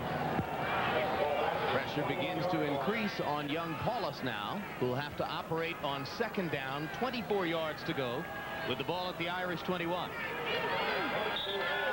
That certainly affects his opportunity to run, and it certainly doesn't help that he's not going to have much in the way of play-action passing either. When the offense seemed bogged down in the first half for Notre Dame, Paulus made the choice to go to Derek Mays, and that woke them up. 55-yard pass in the second quarter, which ultimately led to a Paulus to Mays touchdown. They try Mays again, and this time he drops the football. Quickly to John Dockery. You know, Jim, BYU is so concerned about the injuries in their defensive backfield that they actually brought their safeties coach, that's him on the sidelines, Barry Lamb, from the press box to help to tutor the young defensive backs. Normally they just have the cornerback coach down here, but they're so concerned they brought an extra coach to help the young defensive backs. Back to you, Jim. And so far, the young defensive backs have held up reasonably well. There have been some rough moments for number 5, young Greg Steele, but not enough for the Irish to be leading in the football game. 3rd down, 24. 4th sack of the day for BYU. Travis Hall.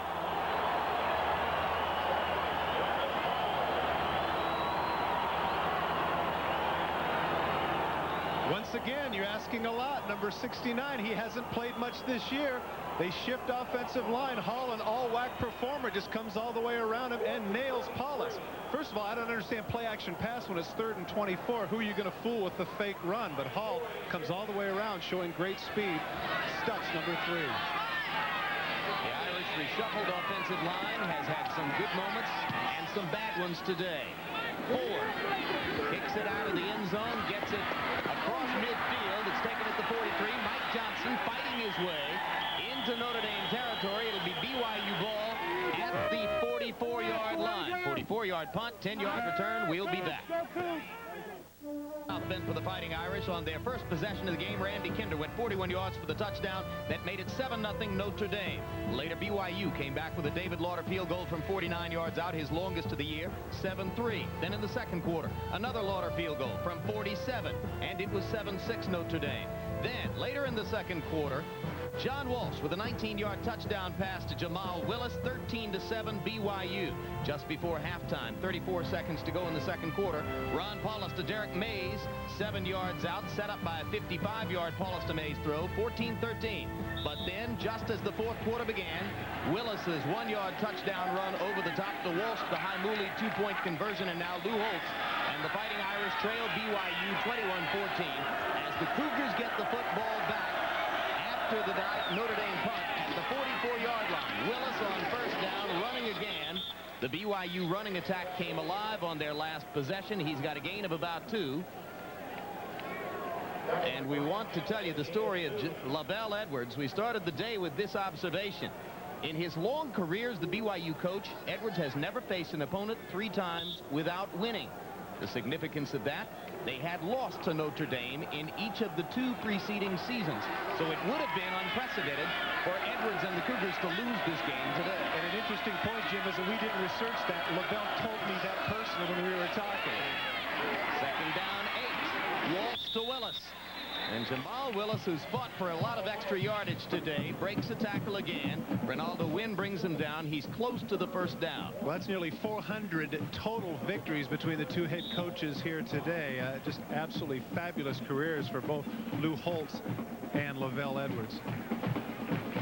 One of the most self-deprecating men I've ever met. Totally unconsumed, without ego. Had his 64th birthday this last Tuesday. And by his own admission, not one of those workaholic midnight oil burning coaches. Third down 1.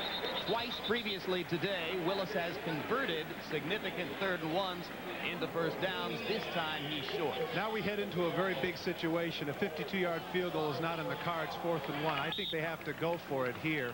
And this could be a turning point on both sides of the ball. Arguably the most pivotal play of the game, Jim. Bob Davie, the Notre Dame defensive coordinator, talking to his staff. Lou Holtz looking to see what Davie will come up with. As on the other side, the wheels are grinding for LaVell Edwards and company. Well, he's running out of time, too. He's probably going to have to call timeout. 3 on the play clock, 2 on the play clock. I don't think he got it. Justin Goheen was there to make helmet-to-helmet contact. This is a bad decision on the part of John Walsh, seeing with 4 seconds left on the clock. He really should have called timeout. I think we're going to get a friendly spot, Todd. But, I mean, even if he does get the first down, we were talking about the poise that he'd had up to this point. They have their full complement of timeouts. He should have taken one there. As we mentioned, biggest play of the game. Let's talk about it. Can he jump over the top? Can we play action pass? There's 100 things that we can do, not force the sneak. If he failed to get it, they have given the football back to the Irish in reasonably good field position. By the nose of the football, it is BYU first down. And for a moment there, no luck of the Irish in South Bend. That was definitely Brigham Young luck there. You're absolutely right. You could question that spot, Jim. And that is always, that's human error. He gets the collision right there, and where does the ball get stopped? It appears that the ball gets stopped a little bit short of the 39-yard line, but that's not what the side judge saw. He said 9 times out of 10, the defense is going to get the benefit of the doubt on a hit like that. That's correct. So a piece of good fortune for BYU becomes a first down conversion off 4th and 1. Walsh and company still with the ball. The 34 of Notre Dame. Imula. Good reaction in the middle of the Notre Dame defense. Well, that time they split Jamal Willis out into a 3rd wide receiver situation, trying to create some havoc in the secondary, and they go to Imula underneath. But as you mentioned, good pursuit on the part of the Notre Dame defense. They call it a pickup of 3. It will be 2nd down 7 on the scoreboard. It's actually a long 7 or a short 8. Under 11 minutes to go.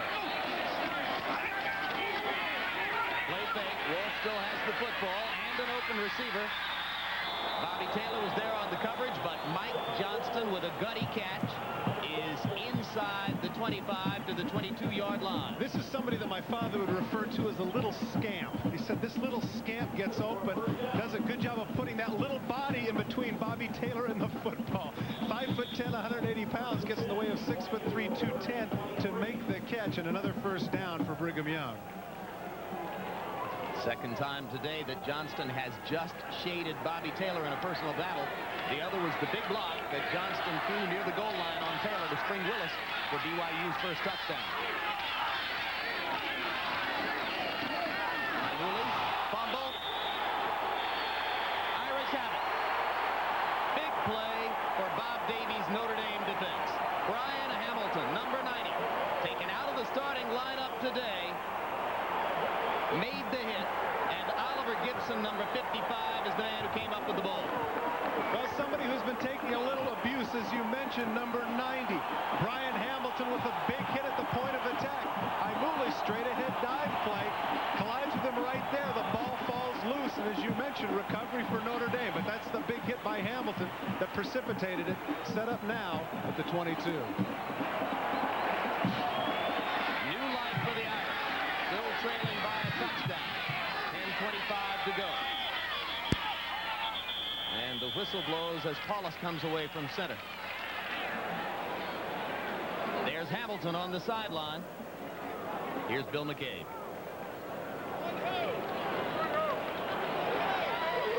Now, what does that say about how discombobulated the offense is? Big turnover, you come over to the other side, and you get a penalty. Here's a quote that Ron Paulus gave to the South Bend newspaper 2 days ago. And it speaks volumes about the amount of pressure that exists for the Irish and for a player like Paulus. We won't be loose Saturday. We'll be uptight. We need to win the rest of our games just to show we can play football. I didn't think I'd lose 2 games in my whole career. Just going to class and having some fun, right, Jim? No pressure in college football. The color and pageantry of Saturday afternoon in college football. Paulus gives to Lee Beckton. The Irish going with their most experienced tailback in this situation. And Beckton has a couple before Muirbrook and Pollock make the stop. John Dockery on the sideline. What do you got? You know, Jim, during that last break when the offense was on the sideline, Lou Holtz did something very uncharacteristic. He came over to talk with Coach Moore, the offensive line coach, and the offensive line of the Irish, and exhorted them to take over the line of scrimmage and start dominating. Obviously, that's the biggest problem, and Lou Holtz knows it. Second down 12 after the gain of 3 by Beckton on 1st and 15. 9:47 to go. Plenty of time for Paulus. Good throw down the middle to Stafford, and Stafford has first down yardage before Pollock made the stop for BYU. Well, he got what he wanted that time. He got good protection. Paulus able to stand up in the pocket, play action to Kinder. Kinder comes in and knocks off Hall, and right in the center of the zone is Stafford for the first down. 4th catch for 60 yards for Charles Stafford. A lot of playing time today in the absence of number 6, Mike Miller, out with a bad back. That has affected the Irish both in the receiving and the kick returning categories. First down 10. Throw had to be a confidence builder for Paulus. He gives this time to Randy Kinder, and Kinder is met and dropped by Randy Brock, who has had a whale of a day at defensive end for BYU. He certainly has. That's his 4th tackle for loss. He just pushes McGlynn into the backfield, and Kinder runs right into him. 6'6", 250-pound senior from Rexburg, Idaho. Kinder, 21 carries now for 82 yards. Remember, he got 41 of them early in the game on the touchdown jaunt. Paulus looking at second down 14.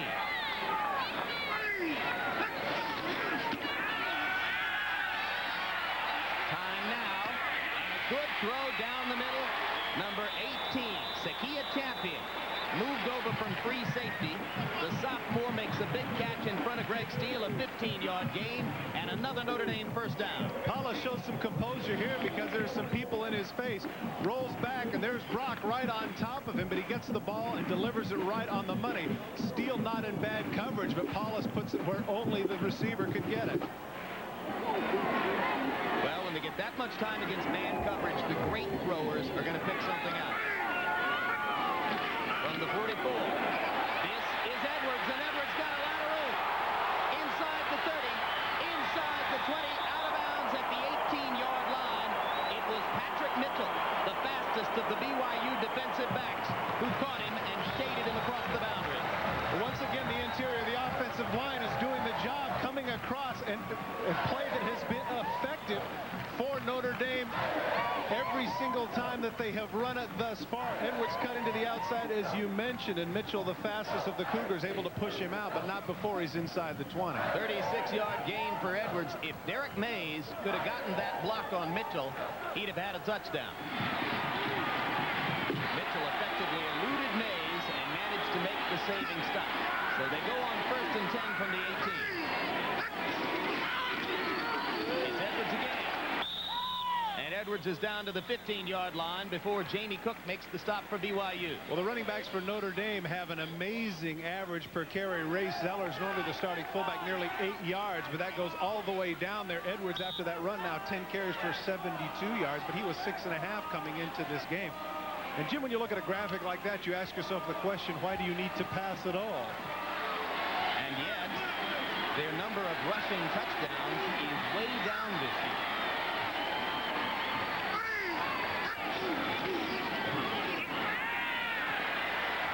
Good block by Becton. Paulus lofting out of bounds. Stafford and Mays were both in the end zone and both were covered.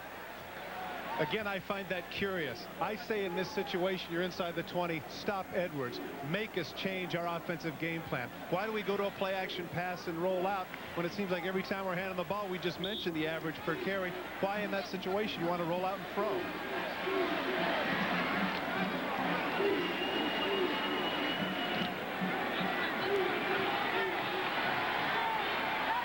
Third down now. 7 yards to go. Ball at the 15. They've got to get it to the 8 for a first down. And Paulus wants timeout. That will leave Notre Dame with only one remaining timeout. 7.5 minutes to go. They're down 7. Ball at the BYU 15. Cougars lead 21-14. We mentioned rushing touchdowns per game way down this year for Notre Dame as they have gone more to the pass as the scoring weapon.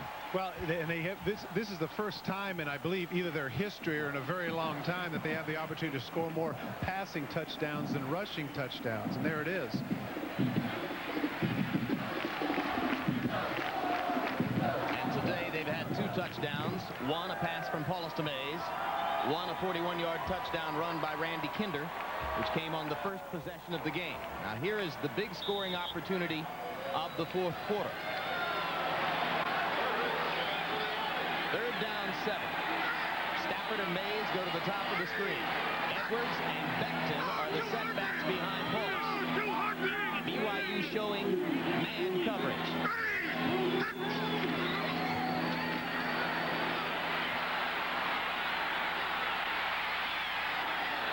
Overthrown.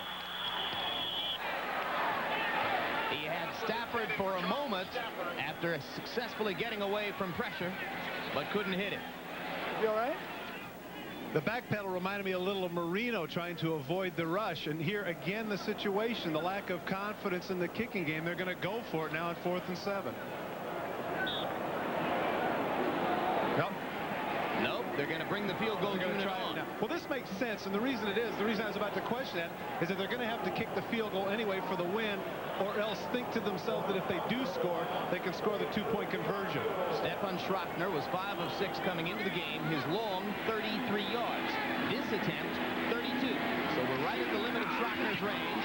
And it is wide to the left.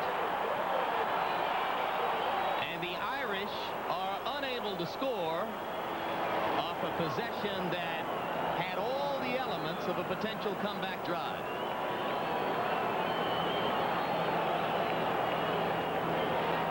And suddenly the Notre Dame sideline wears a crestfallen look.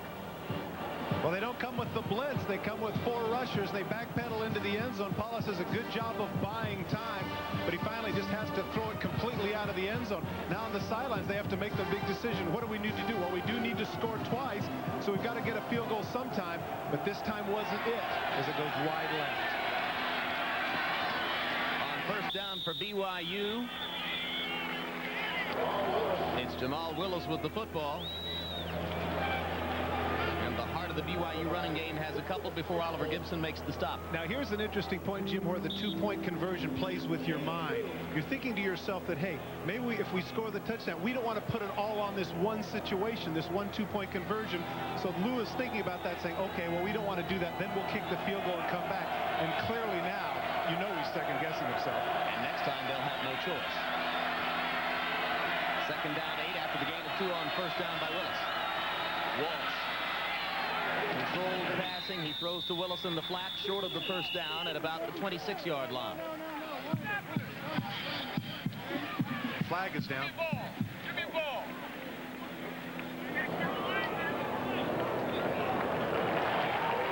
Official indication against BYU. That's Ron Paulus on the sideline, surrounded by a large enough group to call a brain trust. Illegal procedure. Only 6 men on the line of scrimmage. 5-yard penalty against the offense. Repeat the second down. You know, we sit here, we talk about Paulus and all the pressure he's under, but let's not forget, Jim, Paulus doesn't block. Paulus doesn't play on the defensive line. Paulus isn't in the secondary. Paulus doesn't kick field goals. There are a lot of things that have gone wrong with Notre Dame today, not just number 3. Second down, 13. Walsh pumps once, changes receivers. Good throw to Bryce Doman, and Doman has a big play across the 45 to the 46-yard line. Brian McGee making the stop for Notre Dame. The throw that is the measure of great throwers in the professional ranks is the deep comeback. They always ask the question, does he have the arm to throw the deep comeback? Clearly, John Walsh does. Watch Doman come down the field, look like an up, break back. This is a throw about 45 yards across his body, right on the chest between the ones. John Walsh showing a lot of poise and a gun for an arm. And the senior out of Salt Lake City, Bryce Doman, hungry for big plays after being injured for much of the season, has one there. Ball's at the 46-yard line. 29 yards on that last play. Wilkes. He fumbled. Official screaming, white, white, white, white. It's going to wind up being a 7-yard gain. Now you ask yourself the question, if you're the offensive cognoscenti of Brigham Young, okay, these are our starters, Mooley and Willis. Now they both fumbled. Do we go with second-string guys and just try and hold the ball a little bit, or do we stay with, or as Bum Phillips used to say, do we dance with who brung us? Good strip of the ball there by Ronaldo Wynn, but fortunately for the Cougars and unfortunately for Notre Dame, I believe that was Edwards once again on top of the ball. He was the one that recovered a fumble earlier for the Cougars. Popped out on Mooley. They were able to get the recovery. This time, no such luck. Second down, 7. Walsh changing the play. Willis finds a crack and has first down yardage across the 45 to about the 42. Alton Maiden made the stop for Notre Dame. And as Walsh changed that play, Todd, he did so in a quiet stadium with no impediment. And that's a very good point, Jim, but something that you and I were talking about at the break, which is very impressive with regards to John Walsh, is the fact that clearly this has not been his best day statistically. He's had some drop balls, he's had some people in his face, but the poise that he has shown today in directing the offense, the number of tremendous audibles that he has had, and the great throws that he's had to have in specific times, he has made them. Some pro scouting services now suggesting that John Walsh would be the likely #1 pick in the draft by the Carolina Panthers if he chooses to come out. He gives again to Willis, and Willis is likely to wind up in the NFL at some point. This time he's stopped short of the first down. The other thing with regards to John Walsh, when you mention that, is that the rap against him up to this point has been, sure, he piled up a lot of numbers, yards, touchdowns, but he had yet to win the big game. If Brigham Young can hold on here now with 4:05 and the clock running, he would certainly put that to rest. Clock running under 4 minutes now. Loss of 1 on first down by Willis. Second down, 11.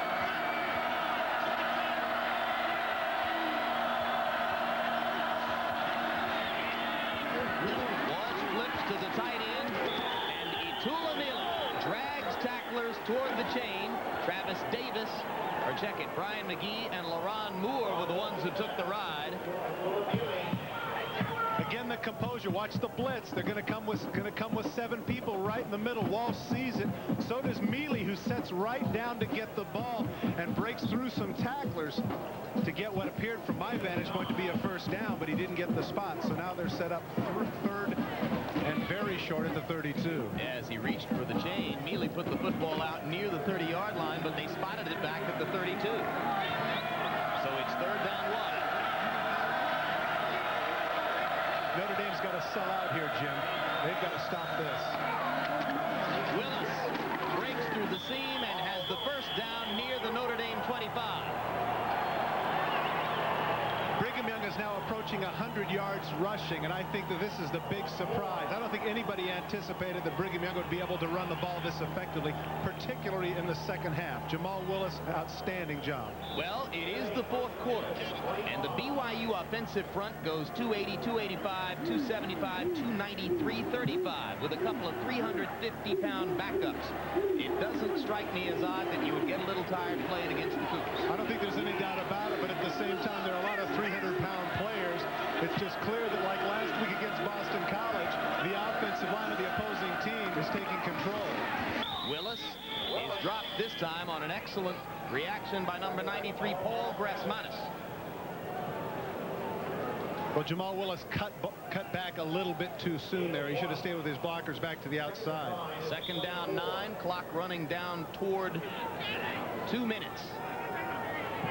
Lou Holtz and the Irish staring at 3 losses in a season at an earlier juncture than any time since Holtz arrived here in 1986. Another problem for Notre Dame now, Jim, is that because they had to take the timeouts earlier, they only have 1 left.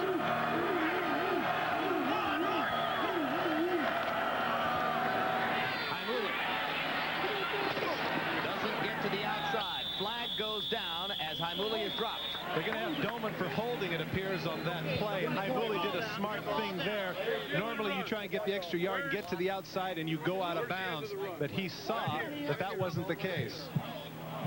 BYU took over with 7:15 to go, as you see the preliminary call from Bill McCabe.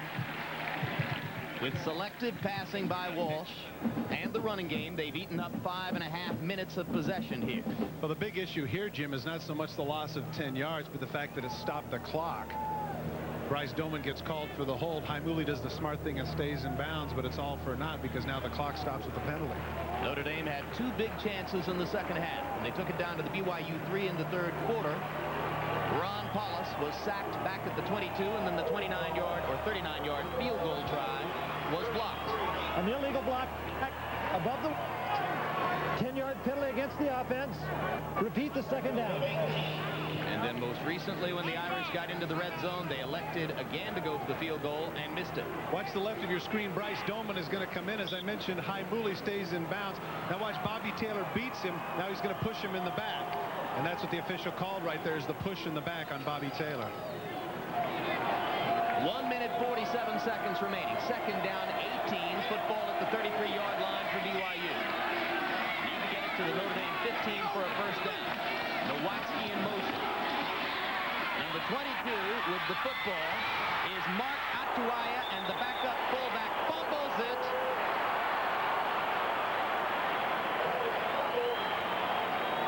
And it is Notre Dame ball. Goheen and Gibson were both there. It's Justin Goheen who gets up with the pigskin. Jim, you have to ask yourself the question, something that you and I had debated earlier. The man has not had a carry all day. He hasn't played at all. Now all of a sudden he comes in, his hands are cold, he hasn't done anything.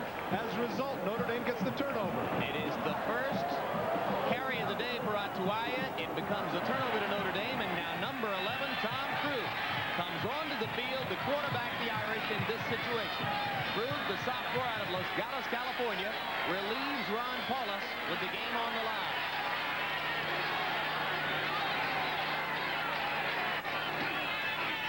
A minute 36 to go.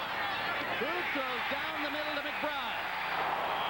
And the huge Irish tight end is across the 40 to the 42, a 19-yard pickup. The clock temporarily stopped as the Irish scramble to get into position to run another play. The Cougars have to be careful here. The thing that had set them apart defensively here in the second half has been their aggressiveness. Now they're going to prevent defense. This is easy to pick apart. In the loose zone, they give up space to Mays, and he's across midfield to the 48.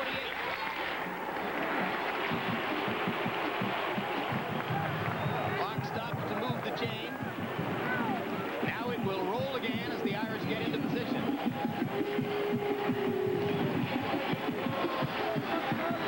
Tom Krug steps in cold, goes 2 for 2 to McBride and Mays. First down again, and this one is almost intercepted as he tried for Mays in the flat. Quickly to John Dockery. You know what happened? That's Ron Paulus. You can probably see him on the sideline here. What happened to him, Jimmy got popped He got dizzy. He was disoriented on the sidelines. They tried to bring him back. He was groggy. The doctor said, no way he can go back in the game. Back to you. Well, Doc, that's good to know because we were questioning as to why they took him out. He had thrown for 211 yards. And certainly, as I mentioned earlier, it wasn't his fault as to why the struggles had been occurring for Notre Dame. But, man, what an opportunity for Krug, Jim, to come into a game like this. Unbelievable. 2nd down 10 from the 47-yard line. Beckton is in a slot, as is Stafford. One setback. McBride flanked to the bottom of the screen. Krug is looking at the same receiver all the way. It's Mays. He tries to knock the defender down, gets away with no flag, and it'll be an incompletion. Yeah, that's a good point, Jim. I thought that Mays should have been flagged for the offensive PI there. Trying to prevent the interception, and good coverage there. Steele, much maligned today. There he pushes him out of the way, grabs his arm, but the official opted for the no call. And there, for the first time in a while, is what you might call the luck of the Irish. Now it's 3rd down 10. Now notice, too, in your screen, the white shirts are coming up. They're not in their prevent anymore. Krug down the middle. Couldn't get it to Stafford, who was wide open in the middle of the BYU zone. Greg Pitts, number 99, was the man who put the pressure on Krug. 4th down 10.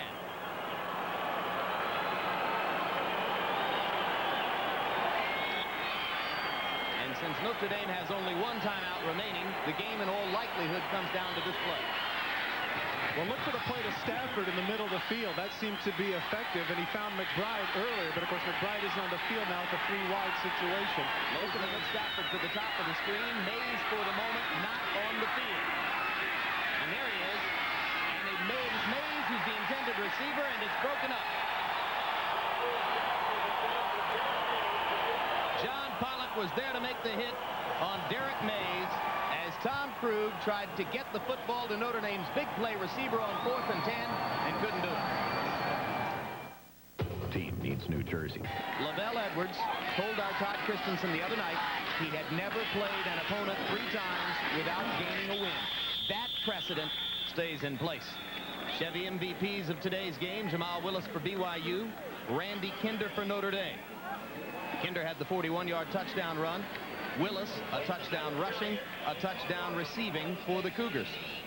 And several other big plays as well. That's really the big point, Jim. I don't think it was so much the touchdowns that he scored, obviously, but some of the big runs that he had, particularly on 3rd downs, that he came through.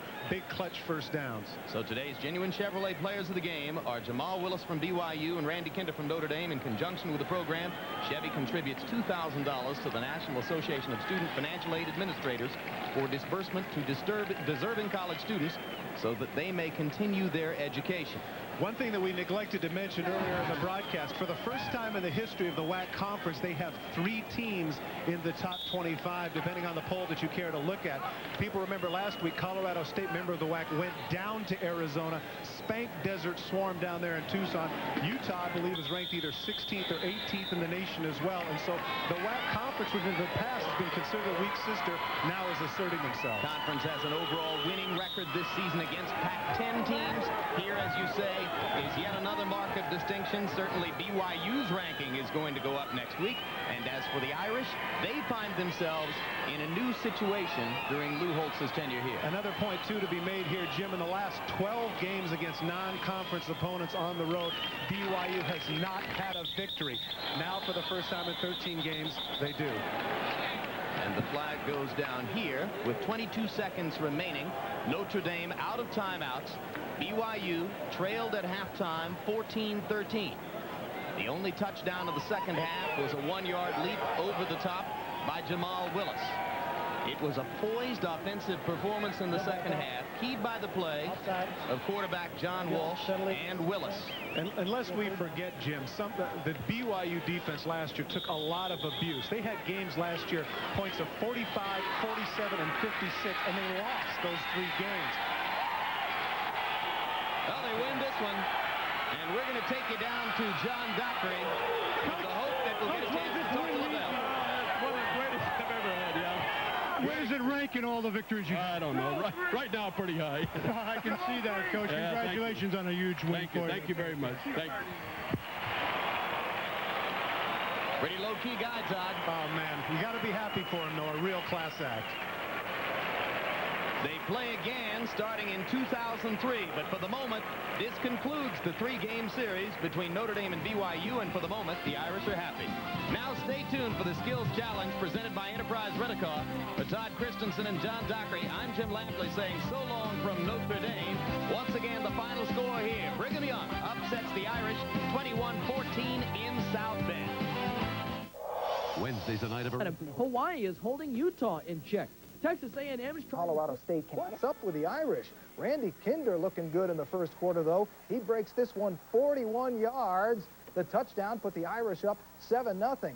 But the Irish held to just 115 yards rushing on the day. BYU comes back. John Walsh, the touchdown pass to Jamal Willis. That put BYU up 13-7. 14-13 Notre Dame. Fourth quarter when Willis, again, this time over the top for the touchdown that would win the game. LaVell Edwards got wet. And Lou Holtz got questions. He said, don't ask me for answers. I don't have any. 21-14. And this, Duke and Clemson yesterday. Spence